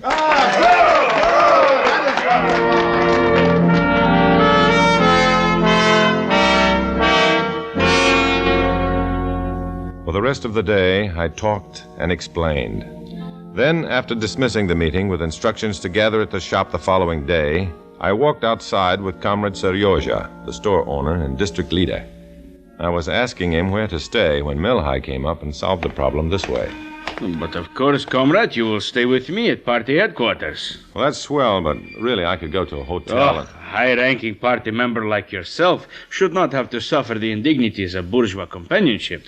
But I have... It is settled, comrade.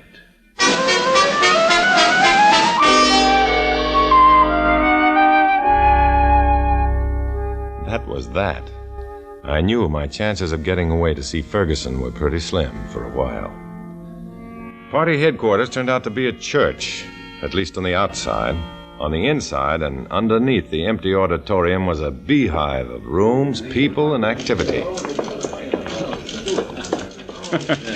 Busy little place, is it not? That's an understatement. Come with me. There is someone I want you to meet. Here, in this room. Good evening, Comrade Grice. This is Matt Cvetic. Come in. Comrade Milhigh tells me you are the Secretary of the Slav Congress in the United States. That's right. Let me welcome you to Canada, comrade. You're told, of course, that you would stay here?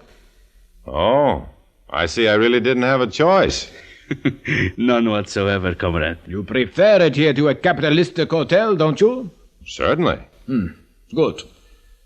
It's quite a place you have here. The center of all our Canadian activities? You ask questions. I don't like that.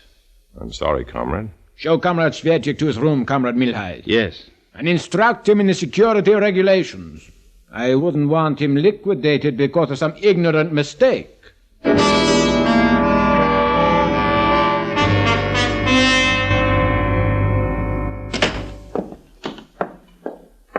Nice room. Small but comfortable.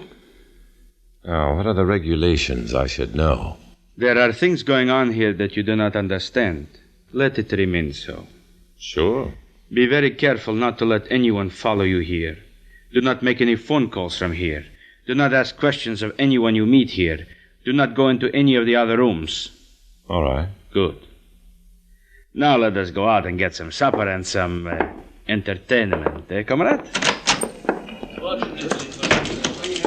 Wow. Who does that belong to? Oh. I want to see Mr. Grice. Is he in his room? Mister? Yes, miss. Go right ahead. He's expecting you.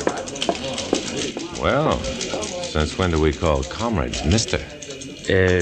She is not exactly a comrade. Not a comrade? But she's here, in our secret headquarters. Please, Comrade Matt. This is something you would do better to forget. Completely.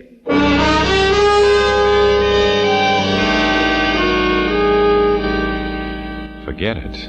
Not likely. Milhigh's attitude only made me more curious about the girl. But for the moment, it had to wait. When I could, I shook loose from Milhigh and his ideas of entertainment and made my way to Ferguson's office. The first thing he did was show me a dozen photographs of workers at the Owl's Head project. We've narrowed down the suspects to these people in the pictures, Mr. Cvetic. Our thief has to be one of those. No luck.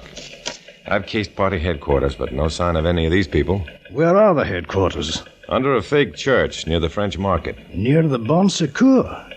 Aye, we've had a suspicion about the place, but no proof. If I can spot your thief there, you'll have your proof. And he must come there sometime to deliver the stolen documents. Yes, I know you have your own job to do, but keep on the lookout for one of the faces in those pictures. I will, sir. Do you have anything on a beautiful blonde girl, late 20s? No. Not that I know of offhand. Why? Just curiosity so far. I'll keep in touch.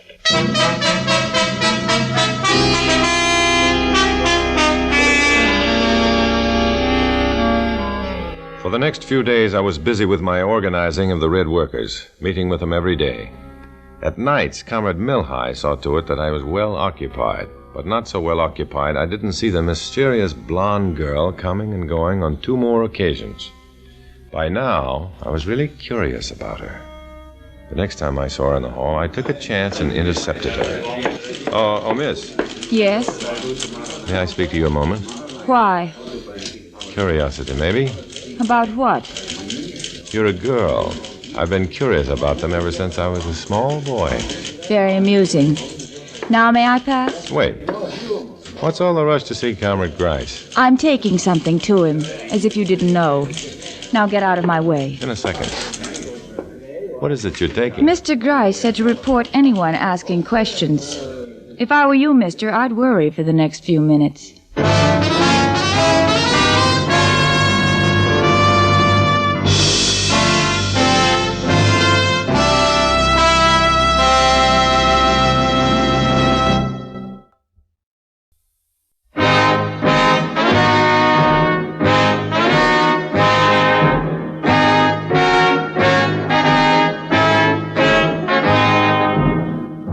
Back to Dana Andrews, starring as Matt Cvetic in I Was a Communist for the FBI, and the second act of our story.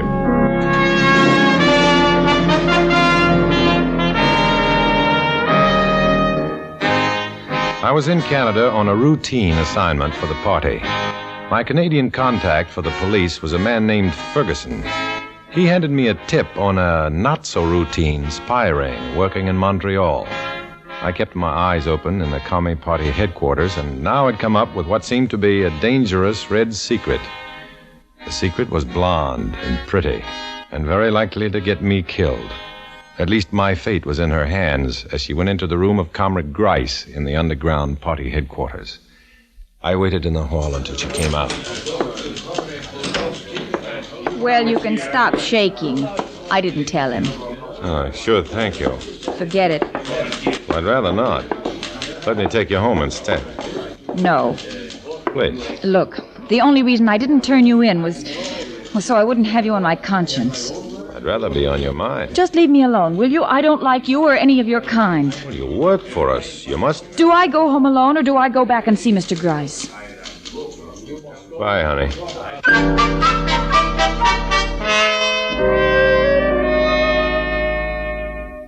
She left alone, but as she took a devious, twisting route through town, she had me right behind her. Near the Lachine Canal, the blonde turned into a side street and entered a small cottage. I moved to the lighted and open parlor window in time to get a big shock. The blonde was talking to a young towhead whose face was plenty familiar. He was one of Ferguson's suspects in the thefts at Owl's Head Project. What I heard made it all clear. Joe, you're a fool. How many times have I told you never to come here? No one followed me, Paul, so stop being afraid. Besides, I only came to tell you I'm through. Through? But you can't, Joni. They'll kill me. You know they will. Turn yourself in. The authorities will protect you. The law? You're crazy? No, I'm just fed up with working for Reds. Meeting them, talking to them. Talking? What do you mean? Oh, one of them questioned me tonight. I tell you, Paul, you have to do something. I won't go to that place again. I can't stop now. You can, but you're a coward. Haven't you got any courage at all? Well, now, that's a fine way for a sister to talk. Why don't you tell on me? You'd like to see me dead. Go on, tell on me. You can identify my body at the morgue in the morning. There was more, but I'd heard enough. It was time to get my information to the Canadian agent Ferguson. I got 2 blocks when the darkly grinning shape of the MVD man, Milhigh, stepped into my path. Nice night for walking, eh, comrade? Well, yeah. Yeah, it's swell. Nicer night for a beautiful blonde. What night isn't? You picked the wrong neighborhood. Yeah. That was a mistake. Comrade Milhigh, I don't know why you say that, but I guess I have the right to pick any... The devil's so funny. You, comrade, you are so obviously a man who needs the companionship of a pretty girl, but who has failed in his search. Huh? Your pride is hurt, but you will get over it. Come with me. I have been looking for you anyway to fill out the foursome. You mean you have... Of course. I have 2 girls waiting for us. Oh, well, I didn't understand. Yes, they are at the Regal Cafe, but we had better hurry. Well, comrade, I can't join you. What? But you must. No, I can't, honestly. But what will I do with an extra girl? It will ruin everything. You have to pick up another man someplace. It's just too late for me. I've got to be at Comrade Sorioja's store in the morning at 9. Well, can't you at least come along for a few minutes, long enough for me to... I'm sorry, I need to get some sleep. I don't understand you, comrade. You seem to lack something. Makes me wonder. Good night, Comrade Milhigh.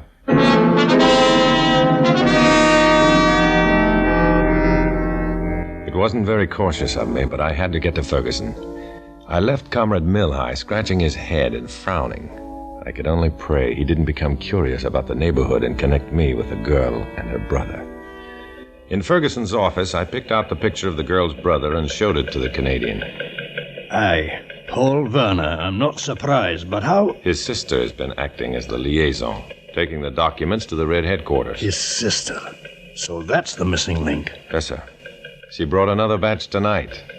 They'll still be at headquarters, so you can round up the ring any time now. Aye, but we need one thing more. Werner's testimony. That would clinch our case. He can be made to talk, sir. He's weak and he's scared to death. His sister will turn him in. Will she? No, sir, I don't think so. She doesn't seem to be a Red. She's doing this out of fear for her brother. But she's got guts. She won't talk if she thinks it will hurt him. Aye, but he doesn't know that. No, sir. If we can get him away from her, tell him she told us the whole story, he'd open up like a broken dam. Can you get him alone? Somewhere we can pick him up. I can try, sir. But we'd better move fast. Milhigh spotted me in the neighborhood of Werner's house. If he connects me with Werner, the Reds will cross out Werner's number fast. We'll be waiting 2 blocks south of the Werner home at the end of the street, where it meets Lachine Canal. I'll get him there as soon as I can. Do that. Then in the morning, we'll close in on party headquarters. Wait till I've left around 9. I'll be going to my organizing work at Sir Yoja's store. And I'd like to be one Red who stays out of jail.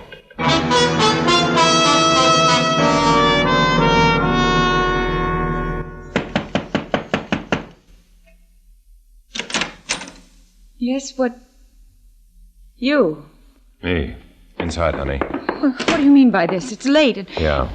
Where's your brother? None of your business. Now you get out of here. Get him. I'll do no such thing. Then I'll do it. What's all the rumpus, sis? Who's this? Party business, comrade. Get your coat. At this hour? Are you insane? I said it was party business. Look, I don't know you. How do I know you with a party? Would you prefer that Comrade Grice send a goon squad? I can arrange it. No. Wait. Look, I'm sorry, comrade. I was just... Sure. Now, how about that coat? But why? What have I done? I've been a good member. I've sold you everything I could steal. If you were a good comrade, you'd give it to the party, not sell it. Get your coat. Yes, of course. Yes. What are you going to do to him? Nothing, don't worry. Don't... Don't worry. That's all I've done since Paul joined the party. Quiet. I won't be quiet. You made me a liar and a traitor to my country. All the goodness inside of me's been squeezed into nothing by you filthy Reds. Why not tell it to the authorities? And see you butchers murder my brother? Oh, no, you're safe. I love my brother. I'll do anything to keep him from harm. Very touching. Well, touching or not, if he's hurt by anyone tonight or any other night, I'll... Now, what's all this? Huh? Your sister doesn't like your party work. Oh, no.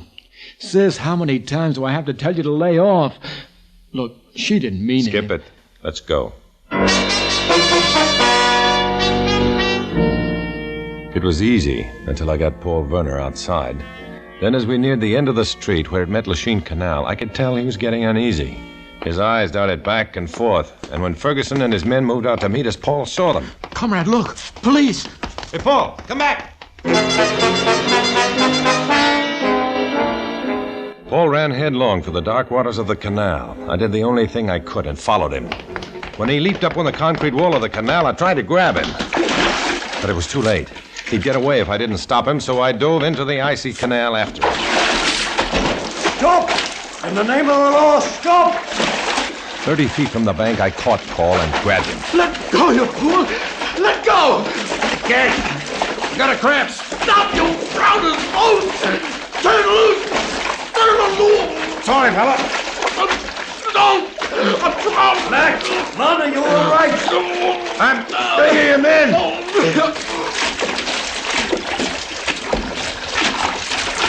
Need any help? Not now. Revere! I said... Tompkins, give the lad a hand. Yes. Here, put him out. Is he... No. I only held him under till he was unconscious. Guess I'll need some help, too. Getting out. Seem to be done in.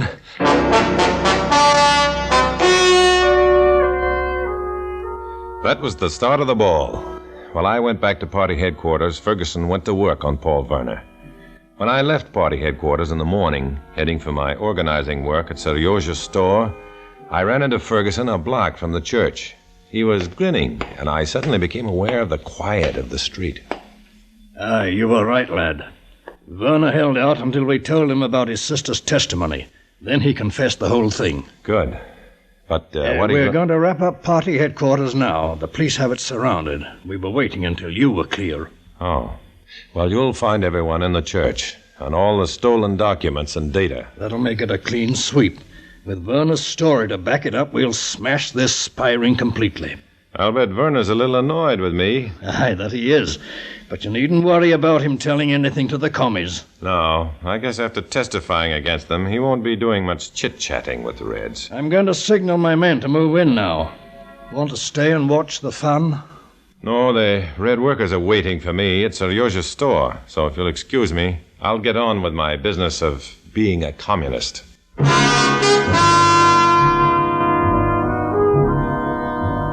In America, or our good neighbor Canada, the job was one that had to be done, and was being done by the Fergusons and by me.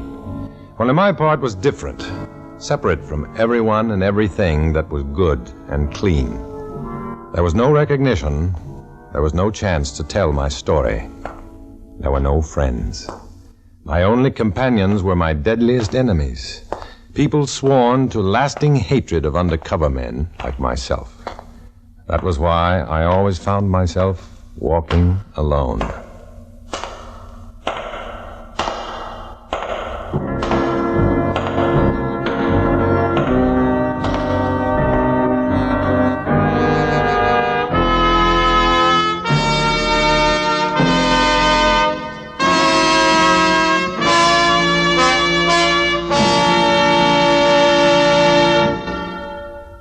Dana Andrews will return in just a moment.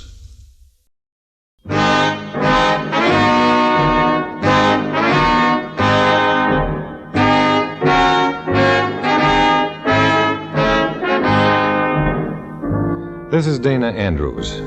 The war against communism is a strange one with many twists and turns calculated to make you think it's not a war at all. But it is a war, a deadly war against a group whose flaunted historic mission is their final goal. That mission is revolution by force, a revolution designed in blood. So whether you like it or not, the war includes you. Yes, you, mister, and your wife and kids, too. It's a war we must win together. Next week, we'll bring you another strange story based on the fantastic experiences of Matt Cvetic. Join us then, won't you?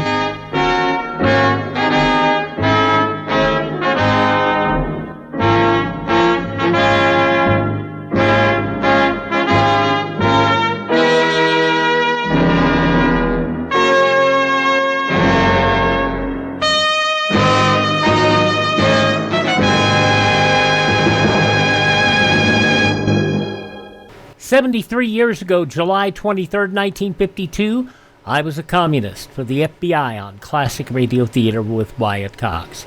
We're going to go back 89 years for Calling All Cars and head to Arizona for crime fighting next.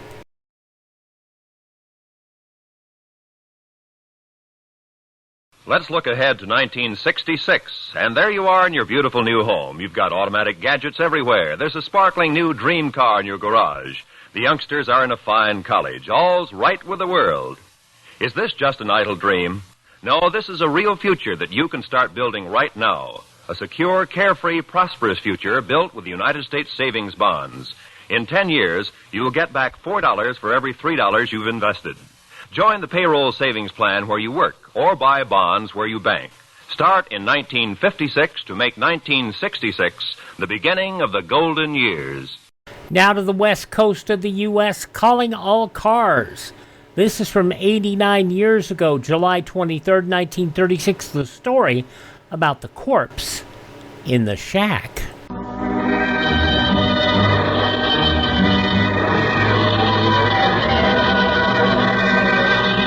Calling All Cars, a copyrighted program created by the Rio Grande Oil Company. Calling all cars, attention all Maricopa County Sheriff's cars, broadcast 139, regarding a man wanted for murder, Ben Knight, last seen headed for California in a 1925 Studebaker, accompanied by 2 young girls and a woman. That's all.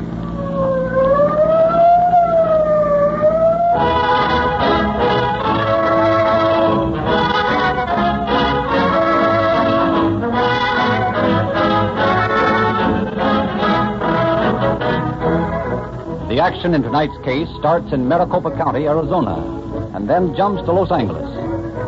Investigators from the Rio Grande Oil Company, while talking with the officers of the Maricopa County Sheriff's Office, were proud to hear this statement from the Arizona officials. Your radio program, Calling All Cars, is a powerful influence for good. We know that it explains police work to the people of Arizona is getting us a lot of cooperation with citizens. It's only fair to tell you that your gasoline is just as good as your broadcast. That's obvious, or we wouldn't have renewed our contract to use Rio Grande cracked gasoline exclusively for another year. In our work covering the many miles of Arizona mountain and desert roads, gasoline is mighty important. We never yet found any gasoline to equal Rio Grande cracked. We get more miles to the gallon, and that's not talk. Our records prove it. But even more important, we get better all-round performance. All the speed and power and quicker starts that emergency cars must have. And then, from the Los Angeles officers who worked on tonight's case, we heard the other side of the story. You can tell the world that we think Rio Grande cracked gasoline tops them all. Every emergency car in Los Angeles is powered with this gasoline.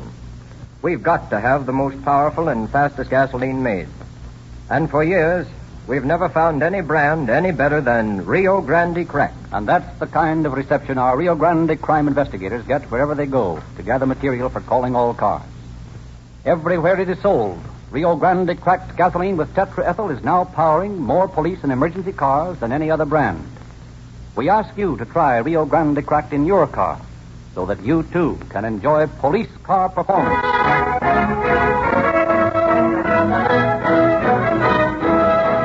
And now it is our pleasure to present Sheriff James McFadden of Maricopa County, Arizona. Sheriff McFadden. Good evening. The case you're about to hear is one of the most recent and most bloody crimes we've had to solve in Maricopa County. To my mind, it is an excellent example of the absolute necessity for cooperation between law enforcement agencies. The days when a sheriff was called upon to keep the peace only within the confines of his own county have long since gone. With high-speed transportation at hand, the criminal's first thought is to get as far away from the scene of his crime as possible. You will hear in tonight's broadcast how efficiently a sheriff's office 400 miles away, an office which might have had every reason to be disinterested in the apprehension of a fugitive from Maricopa, worked to bring about that fugitive's apprehension. Far beyond the routine duty of arresting and holding, the men of the Los Angeles Sheriff's Office questioned and cross-questioned the suspect and presented us with a typewritten transcript of the questioning to bring back to Phoenix with our man.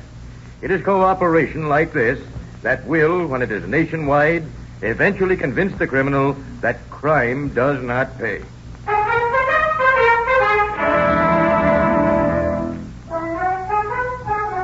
December 29th, 1935. Two men are walking along the bank of the Salt River near Coldwater, Arizona. One wears the Levi's, wide hat, and high-heeled boots of a rancher. The other, the jodhpurs of an Easterner.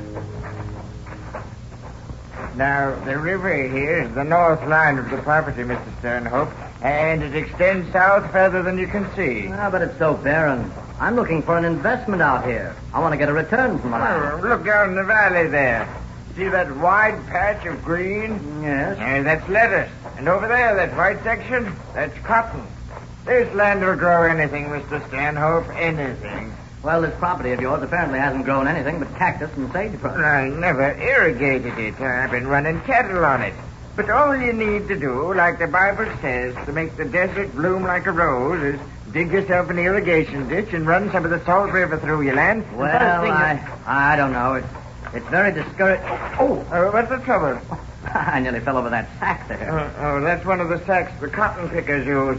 It looks like it fell off a truck. Just a minute, Mr. Stanhope. I'll show you what sort of stuff you can grow on this land.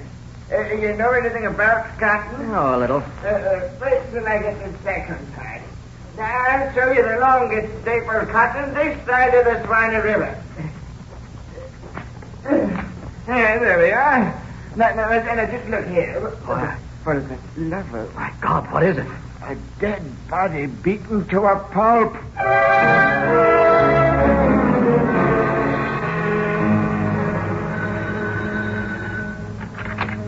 Maricopa County Sheriff's Office. Sheriff McFadden speaking. See, Sheriff, I just found a dead body tied up in a sack down here near Coldwater.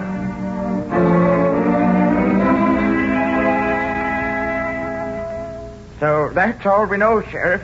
Mr. Stanhope just stumbled over him. Either of you recognize him? Never saw him before. I'm visiting from the east, Sheriff, and naturally Any marks of identification, Allen? No, sir, not a thing. No laundry marks, nothing in his pockets. There's always fingerprints. Call the coroner and ransack this place for the murder weapon. Yes, sir.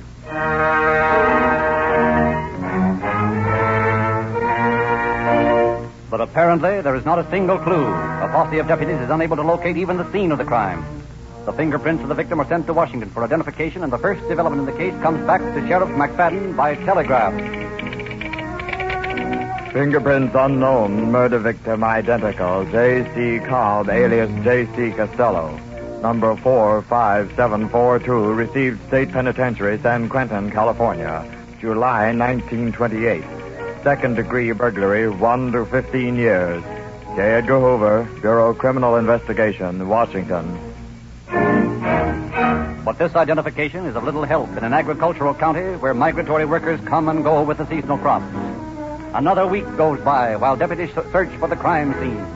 For information about Call, they find nothing. And then one evening, 10 days after the body was discovered, 2 cotton pickers are trudging along the riverbank toward the ranch when... Let's cut across here through the brush, Ben. Too far around the road. I don't want to step on no rattlesnake. What you talking about? There ain't no rattlesnakes out this time of year. Well, there might be. Oh, you're nuts. Go on, you cut across. I'll take the road. Hey, Ben. What? Come here a minute. Look what I found. What, a rattlesnake? No, worse than that. Look. Blood. Yeah, all over the ground. Hey, look at this. What is it? It's a wrench with blood on it. Hey, we better tell the sheriff about this. Calling Car 5, Maricopa County Sheriff's Office, calling Car 5. Go to the Rio Grande gasoline station in Coldwater and pick up 2 men. Go to the Rio Grande gasoline station in Coldwater and pick up 2 men.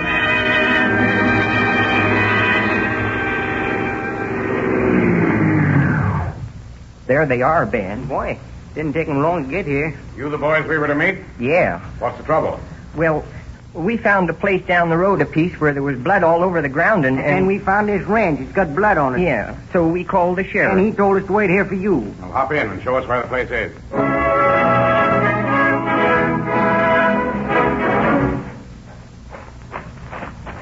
Here we are. Somebody sure took a beating here, no mistake. Yeah, look at the way these branches are broken on that Palo Verde. And you can see here where the body was dragged to the road. Looks like this is what we've been looking for 10 days. Listen, boys, do either of you know J.C. Kolb? Chuck Kolb? Sure. He used to work in the fields with it. How long ago? Oh, up until a week or so before Christmas. Then he didn't come around no more. We figured he drifted on to California. Did he hang around with anyone in particular? Yeah. Him and Ben Knight was pretty chummy. Where's Ben Knight? Does he work here? No, Ben went away, too. When? About the same time Chuck did. I think it'd be worthwhile to talk tonight, Jack. I agree with you. Come on, boys. Where do you want us to go now? To the morgue to identify a body. After the 2 ranch hands have positively identified the body of the murder victim as J.C. Cobb, they are led into the Sheriff McFadden's office, where Allen and Bazard make a complete report of their findings. The sheriff takes over the question. Either of you boys have any idea where this Ben Knight was from? Yeah, I think he was from Oklahoma. From Shawnee, Oklahoma. Yeah. Shawnee, Oklahoma. Where did he live while he was working on that ranch with you? It was, out to the Giant Cactus Auto Court. Yeah, him and the wife and kids, they all lived out in the auto court. Giant Cactus Auto Court. Allen, you and Bazard better get out there. I'm going to get in touch with the sheriff at Shawnee, Oklahoma for a check on Knight.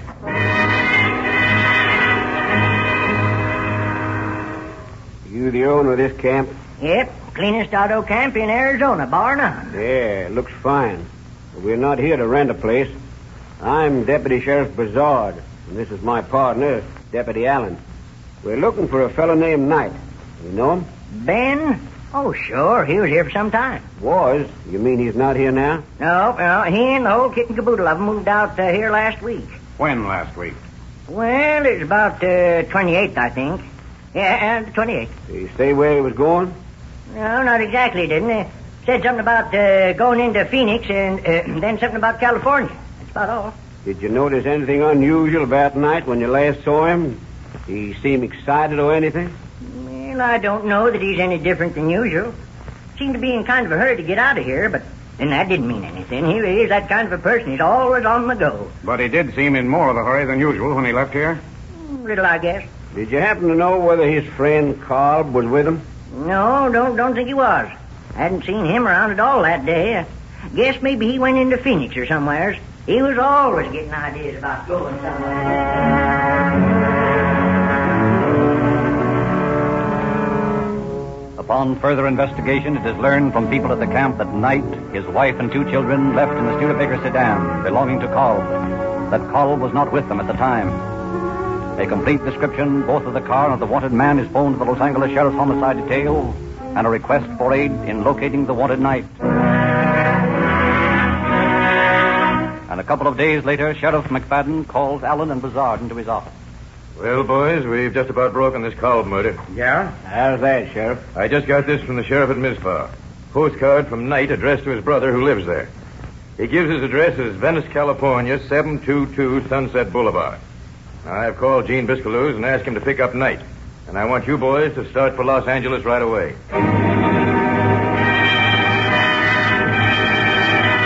Deputies Allen and Bazard roar across the desert to Los Angeles and are met by Deputy Sheriffs Marshal Zeno and PM Cuno of the Los Angeles Sheriff's Office. Promptly pick up Ben Knight's trail, arrest him, take him for questioning. Knight denies everything. That's the trouble with trying to do a favor for a guy. All you get out of it's grief. What do you mean, Knight? Helping someone. Who did you help do what? This fella you're trying to tell me I killed, that's who. You mean Kolb? Yeah, Kolb. He asked me to do him a favor, and I'd do it, and now look. Here I am hauled into jail and told I'm a killer. Well, suppose you tell us just what you mean by doing him a favor, Knight. Sure, I'll tell you. Then you'll see what I mean, all right. We was trying to find work out there in Arizona, and Chuck, he had this Studebaker, see? Yeah? Well, anyway, the day after Christmas, Chuck went out to a ranch somewheres to see the foreman, and I went over to a letter shed to see about getting a job. Well, when I come back from the shed, I find a guy waiting there to see me. Says he has a message from Chuck. Who was the man? I don't know. He was a stranger to me. So anyway, he tells me that Chuck won't be back, that he's in some kind of trouble, and that he wants me to drive his Studebaker to California and leave it at a certain address. And so you just take this stranger's word for it and pack up and leave, eh? Well, I was afraid not to. Afraid of what? This stranger, he threatened me, sort of. Suppose you tell us about it. Well, he said I'd better do it and not ask questions, or it'd make me wish I hadn't. And I didn't want no trouble, so I did like he said. Why did you kill Kolb, Knight? I didn't kill him. What did you use, a hammer or a wrench? I didn't use anything. I didn't kill him. That's your story, and you're going to stick to it, eh? It's the truth. All right. Take him away, Sergeant. I want to talk to Mrs. Knight.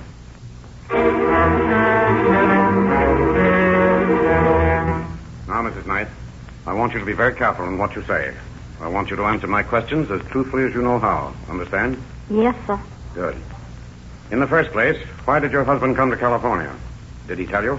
Well, I don't know what he told you all. That's all right. I want to know what he told you. He just said that he was bringing the car over here for Chuck. That's all. Did he say anything about Chuck having an accident? No, I don't think so. I see. Well, Mrs. Knight, didn't this sudden move strike you as strange? In a way, yes. But then we've been wanting to come to California for some time. Well, what prevented you from moving before, Mrs. Knight? Well, Ben had an old car, but it wasn't good enough to make the trip. I reckon he was afraid it would break down before we got here. So the main idea was to get hold of a good car. Why, I reckon so. I don't rightly know. Ben never told me very much what he was thinking. But you know that he wanted to come to California, that he needed a car to do it. That's right, isn't it? Yes, sir. Yeah, I think that'll be enough for now, Mrs. Knight. Thank you.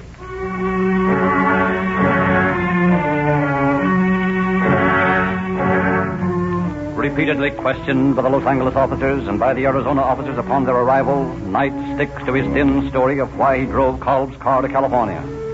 Wasting little time, deputies Allen and Bazard return their prisoner to Phoenix, where Sheriff McFadden is told the same vacillating tale. Ordering Knight to his cell, McFadden leaves him alone to think it over. After 36 hours of solitude, Knight sends word he wants to see the sheriff. A turnkey escorts him to McFadden's office, where... Well, Knight, ready to talk? I want to tell you what really happened. Good. I've been thinking it all over. Yeah, I thought you would. And I realize that it won't do me no good to lie about it. That's right. It was self-defense. Then you admit that you killed Kolb. Yeah, but it was self-defense. He tried to kill me first. Why didn't you say that when you were in Los Angeles? I don't know. Only I was so scared I didn't know what to say, and then after I told you that story, I was afraid to back out. But now you're ready to tell the truth, eh? Yes, sir. It was self-defense. Chuck and I was out fooling around, and he suggested that we rob old Bradley's store and get some money that way. And I told him that I wasn't no thief, and he called me a lot of things, and we got into a scrap. And you hit him with a wrench. He grabbed a big file and tried to hit me with it, and I got scared and hit him with a wrench I had in my hand. What were you doing with a wrench in your hand? We'd been working on an old tractor that was there, trying to get a chain off of it, and I had the wrench still in my hand. All right. Go on. Well, when I hit him, he fell down, and then I got scared and tried to revive him. I got some water from the river and threw it on him, but he didn't move. So I figured I'd better get him out of sight until I could think. So you dragged him all the way to the riverbank, put him in a sack, and trussed him up, eh? Yes. Why'd you go to all that trouble if it was self-defense, Knight? You could have told the authorities all about it. I was scared at what I'd done, I guess. Yeah, I can imagine. But I didn't hit him first. He hit me. So you hit him back, and then after he fell down, you hit him some more. Why'd you do that? I don't know. Well, I do. Because you didn't want him to live. Because you needed his car to get out here to California. Isn't that right, Knight? No, I didn't mean to kill him. It was an accident. Sure.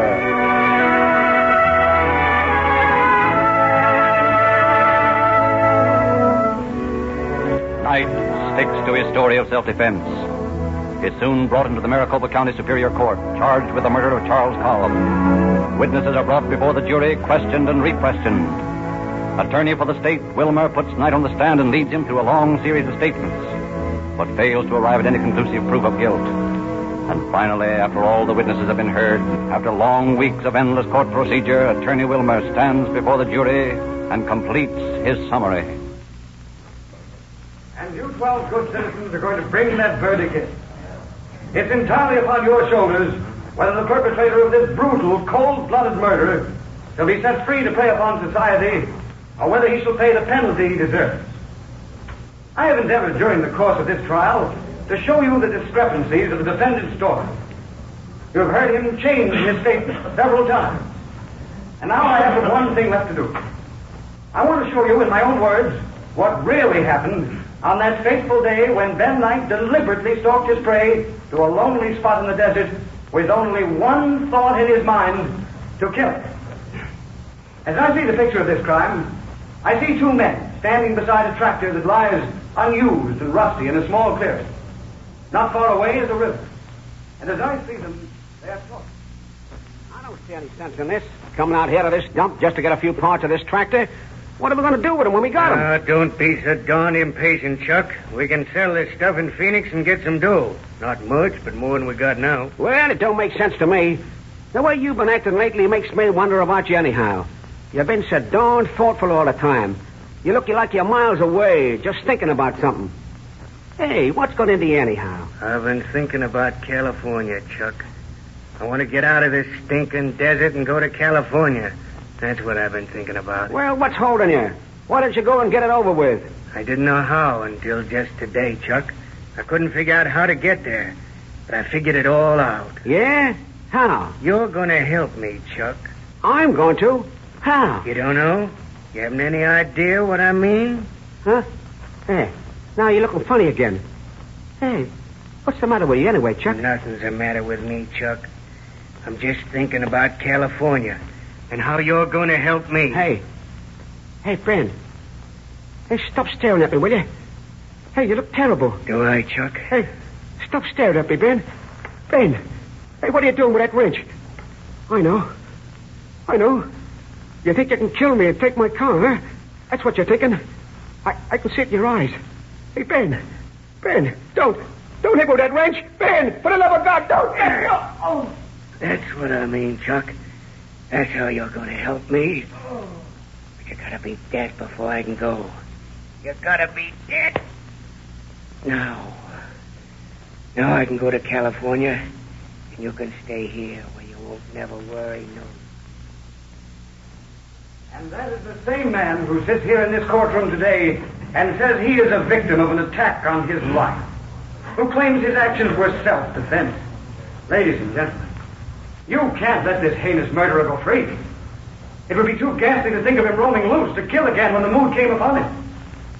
I say you must make a decision, and that decision must be guilty of first-degree murder. The state rests its case. The attorney for defense prepared to make his plea. I should like to ask for a brief dissent, Your Honor. The request granted. Court recesses for 1 hour.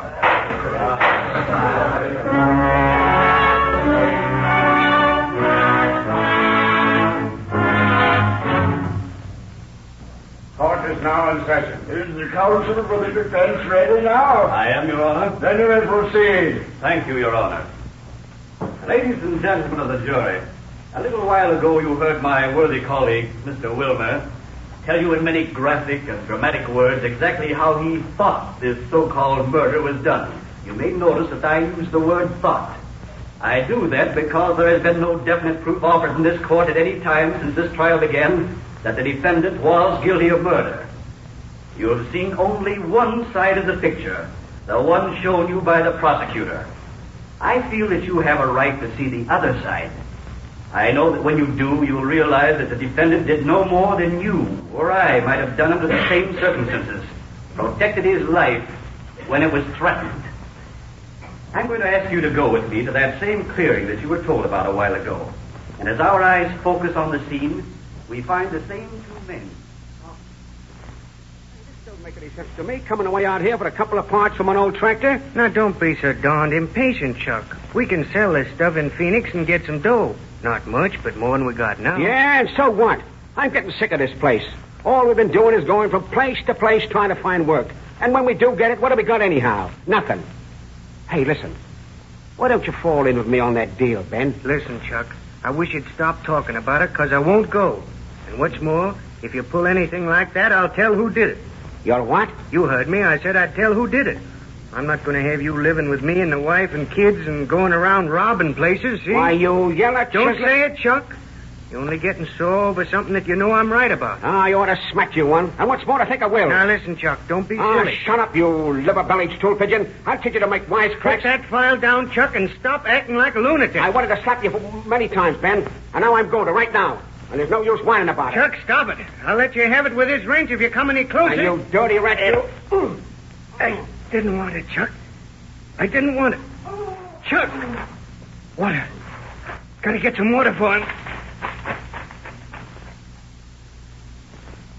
And there you see what actually happened. Not murder, but self-defense. And what was the first thing Knight did? He tried to revive Paul. He ran and got water and threw it on him. But it was too late. I ask you, ladies and gentlemen of the jury, I ask you to believe me when I say that the defendant, Ben Knight, is an innocent man and deserves justice. And one thing more before I close. Remember this. Chuck Cobb, the victim, was an ex-convict. 2 times before, he'd been confined in San Quentin Penitentiary for a robbery and assault. Now, all I ask is that when you come out of that room in there, you bring a fair verdict back with you. The only fair verdict there can be in this case. Not guilty. Is the prosecution wish a rebuttal? Just a very short one, Your Honor. And I should like it now with no recess. Very well, you may proceed. Ladies and gentlemen, I'm not going to bore you with any long speech. You've heard enough speeches for one day. I merely wish to point out one rather gaping discrepancy in Mr. Fellow's story. A discrepancy that is as damning as though the murdered man were in this court himself to point an avenging finger at his murderer. If you will think carefully, you will remember that at the time of the actual killing, or assault, the way counsel for defense told it, Chuck Cobb was walking slowly towards the defendant, facing him. And Mr. Fellows went on to say that he raised the file he held in his hand and made a motion toward Knight. Now, I want to know just this. If Chuck Cobb was facing Ben Knight when he was hit with the wrench, how does it happen that the doctor who examined the body found that the back of the skull had been crushed and that there were no wounds on the front? It would have been utterly impossible for Ben Knight to hit the victim in the back of the head if he was facing him. That is all, ladies and gentlemen. The state rests.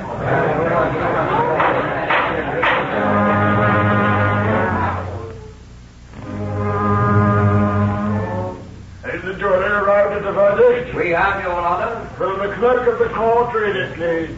We, the jury, after carefully considering the facts in this case, find Benjamin Knight guilty of murder in the first degree. Benjamin Knight, you have been found guilty of murder in the first degree. Therefore, it is the sentence of this court that you be executed in the lethal gas chamber at Florence Penitentiary on a date which will be set later by this court. And may God have mercy on your soul.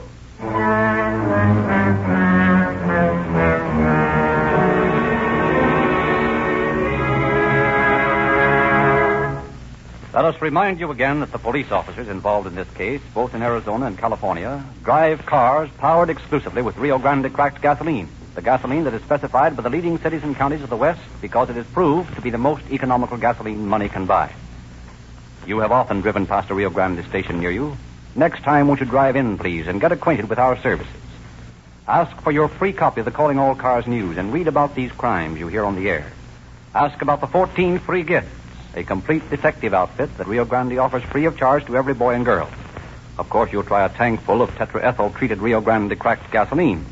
Now, there's just one thing more. We pride ourselves that Sinclair Motor Oil, featured at all Rio Grande stations, has not yet been equaled. You hear a lot about new motor oils with new features, but you'll find all these features and more in Sinclair Motor Oils. Prices start at 25 cents a quart in sealed cans, and we guarantee that your car will be perfectly lubricated with Sinclair oil in the crankcase.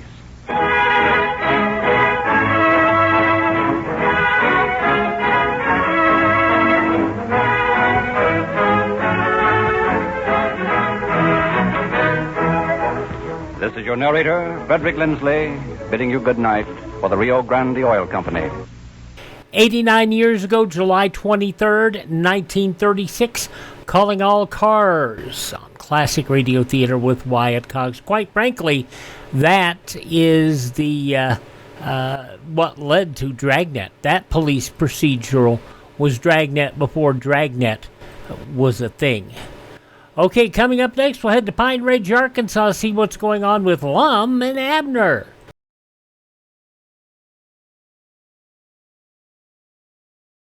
Our religious institutions are strongholds of the American way of life.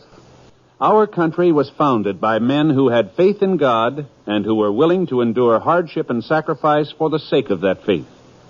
Today, the religious institutions in your community need your interest and support.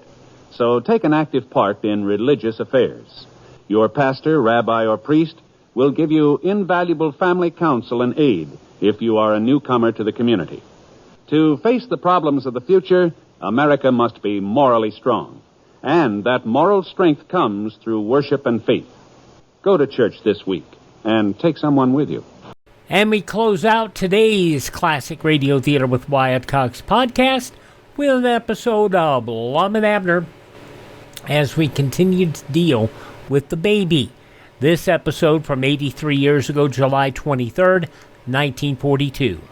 The makers of Alka-Seltzer bring you Lum and Abner.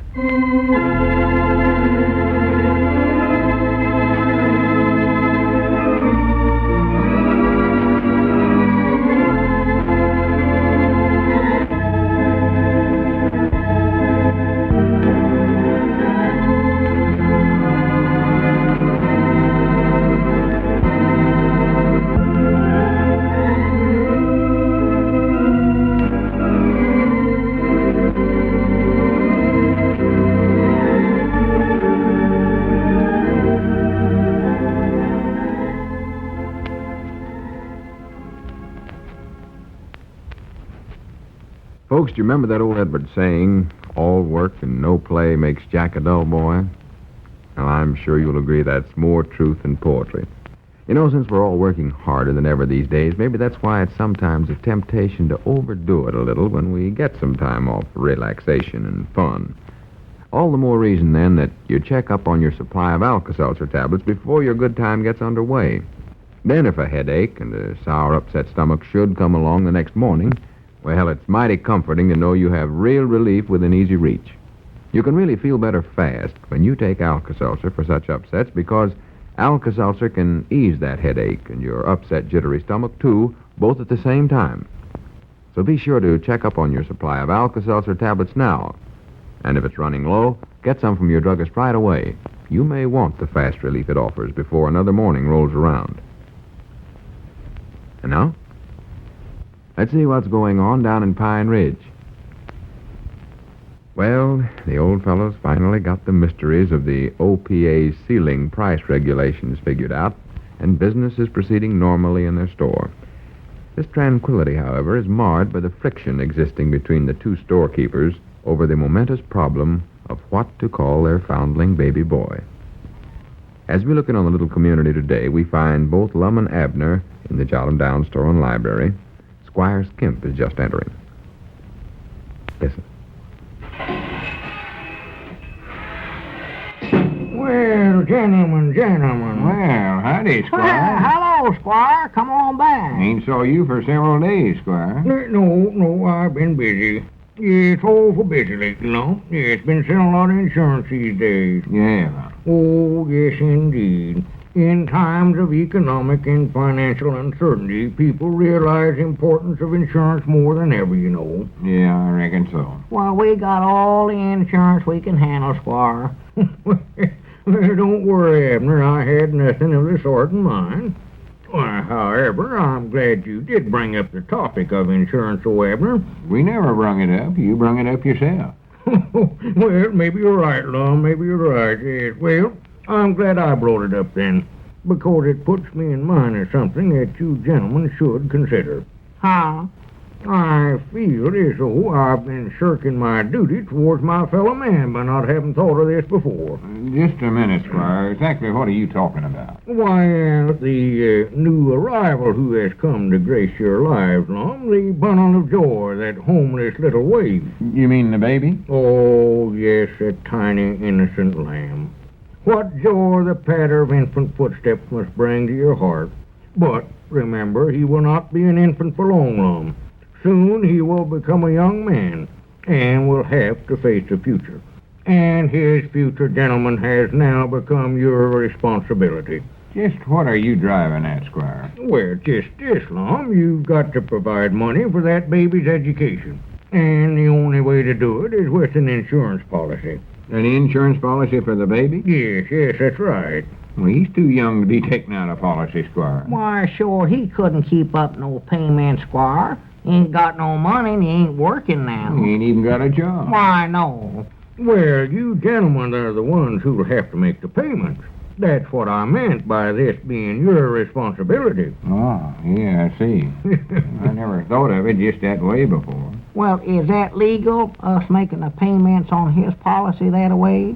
Oh, yes, it's perfectly legal, Abner, yes, indeed. Well, wait a minute, though. He can't fill out them insurance blanks of yours or answer any of them questions you always ask, Squire. He ain't learned how to write. Well, or talk neither, hardly. Well, that doesn't matter, Abner. I can take care of all that. Now, I'd suggest for you our 20-year endowment policy for, say, $5,000. $5,000? Well, you want him to have a good education, don't you, Lum? Of course we do, but I don't know, Squire. I don't believe me and Abner could afford to keep up the payments on that big a policy. Oh, tut, Lum. The payments aren't as high as you might think. But I'll tell you what I'll do, Lum.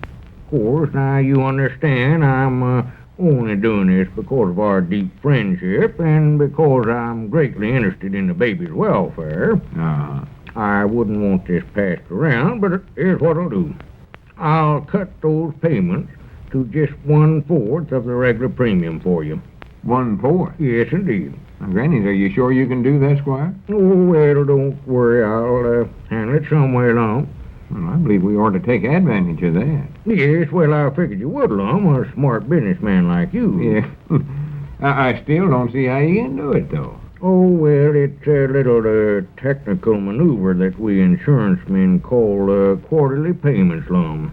You call it what?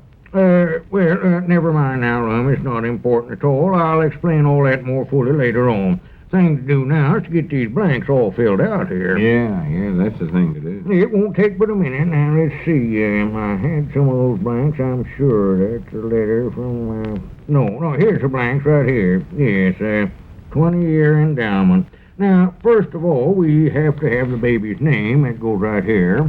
His name, huh? Yes. Little Lum. Now, wait just a minute here now. Go ahead, Squire. Put that down. Little Lum. No, you don't neither, Squire. His name is Charlie Abner. It ain't no such a thing. Well, it ain't Little Lum, I know that. Abner, this ain't no time to get into another argument about his name. Can't you see we got to get this insurance blank filled out? Well, I know that, Lum. You want to ruin this baby's whole life?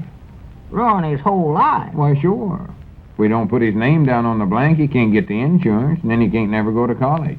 Oh. And if he don't go to college, he won't never make a success out of himself. He'll be a failure. That's what he'll be. He will, huh? Why, sure.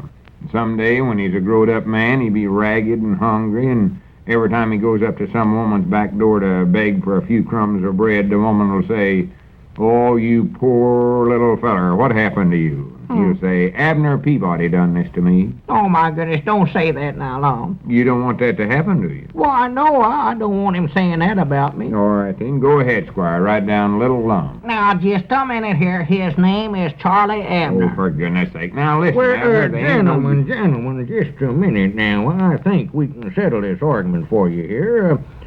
Neither one of those names will do. Huh? We have to have the legal name of the child. Don't you know what his real name is? No, that woman that left him here never told us his name or nothing. Well, didn't you find some identification of some sort on the baby, Lum? Say an identification tag or something like that with his name on it? No, not a thing. There was a little locket around his neck. Yeah, but it never said nothing on it. No. There's a place inside the locket for a picture, but there weren't no picture there. Weren't somebody had taken it out of there. Man, that's very strange. Very odd indeed. Do you mind if I take a look at that locket? No, we don't mind. Get it for him, Abner. Well, Lum, the baby's clean over to my place. I know, but the locket ain't. It's over in the cash drawer. I taken it off of him the other day. I didn't think little boys ought to be wearing lockets. Oh, well, that's different. Sure, I'll get it. Yeah, I'll get it for you. Well, Sir Lum, have you heard anything from that woman? Has she sent you any messages, or have you found out anything about who she might be? Anything about her at all? No, we ain't heard nothing, and we ain't found out nothing. Well, I do know, Elsa. That's very strange, very strange. Yeah, here's a locket, Squire. Oh, yes, thank you, Abner. I've studied that thing quite a bit, but I ain't never found no writing on it or nothing. Well, I don't either. I don't seem to see a thing here that would identify the little rascal. I was in hopes that this might give us some clue, but I'm afraid not. Yes, sir, that's very strange. Very strange indeed. Yes, here's the locket, Abner. Yeah. Well, what do we do about this insurance policy, Squire? Well, I'm afraid that we'll just have to hold up on that until we can find out more about the baby, Lum. I hate to lose out on the sale, but, I hate to see the baby's future neglected this way, but I don't see any other way out of it. So do I. Of course, I never had thought about an insurance policy, but it's a good idea. Oh, the finest thing in the world, and particularly at that rate that I'm making, the finest thing in the world, yeah. We're still trying to find a name for him. If we find a name for him, will that do? Well, yes, when that is his legal name, Lum, why, that's all that's necessary to put on the policy is his legal name. And when the legality of the name is proven, well, I'll accept it. Well, glad to hear that. I sort of figured on sending him to Harvard or Yale with that insurance money. Yes, well, now, of course, we might be able to work it out some other way. And in the meantime, if you find out any information about the baby in the next couple of days, why, call me up, Lum. Yeah, I'll do that. And I'll do a little investigating myself. I'd like to see this thing through for you. Well, I'll be in contact with you, gentlemen. Yeah, all right. So long, Squire. Yeah, so long. I hate to miss out on that insurance for little Lum. Squire was giving us such a good deal and all, too. Doggy, Lum, look here. Look at this locket right here for a minute. See here, some of that gold stuff is peeling off inside there, and there's something underneath there, I believe. Let's see that. Right over here, right there on that side there. See, look right in there. Yeah, it is peeling off, ain't it? Yeah. Ain't that writing or something under there? Look here. No, it ain't writing. It looks more like a little bitty drawing of some kind. Drawing? It's a little. I can't hardly make it out, though. Well, maybe it's a picture of the baby. I bound you that's what it is, Lum. Well, it ain't that kind of a picture, Abner. It's just something engraved right into the locket. It is, huh? Let me get the rest of this gold stuff peeled off. Yeah. Get some more of it there. Hey, Doggy, look at that stuff roll off there, would you? Hurry up, Lum. Hurry up. Hurry as fast as I can. It might be a picture of his papa or his uncle or something. Wait a minute. Huh? This is a coat of arms. Coat of arms? Yeah. That's what it is, all right. Looky there. Well, all coats has got arms in them, Lum. When they ain't got arms in them, they call them vests. I know that. I ain't talking about that kind of a coat. This is insignia. Huh? You know, the things that kings have. Kings? Wait a minute. Huh? Aye, grannies, Abner, you know what we might have? What? We might have a baby king. Say, folks, how's that job of yours coming along? Well, in these busy times when we're all working harder than usual, taxing nerves and digestion, it's of the greatest importance that we all get sufficient vitamins, especially the B-complex group. For without them, your digestion becomes impaired, you may become irritable or nervous, or perhaps you just don't feel quite up to par.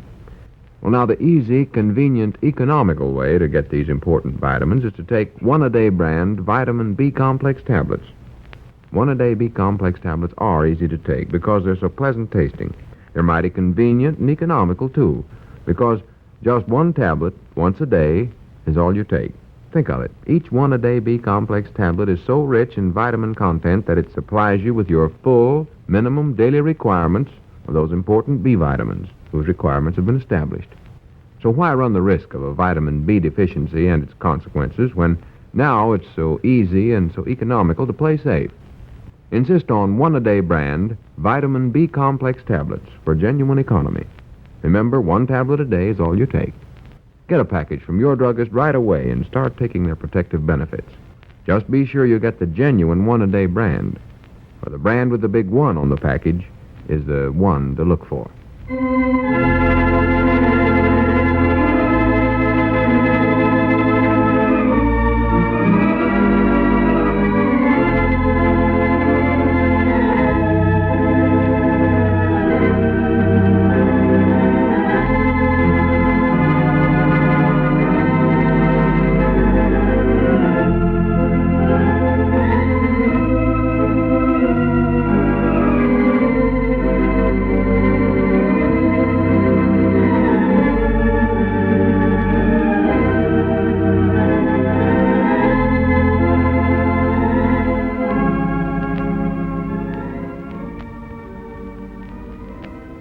"83 years ago, July 23rd, 1942, Lum and Abner here on Classic Radio Theater with Wyatt Cox. Join us tomorrow as we'll get with more crime with an episode of The Crime Club, the Academy Award Theater Foreign Correspondent, A Life in Your Hands, and Night Watch.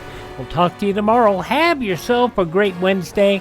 And back tomorrow on Thursday for Classic Radio Theater. I'm Wyatt Cox.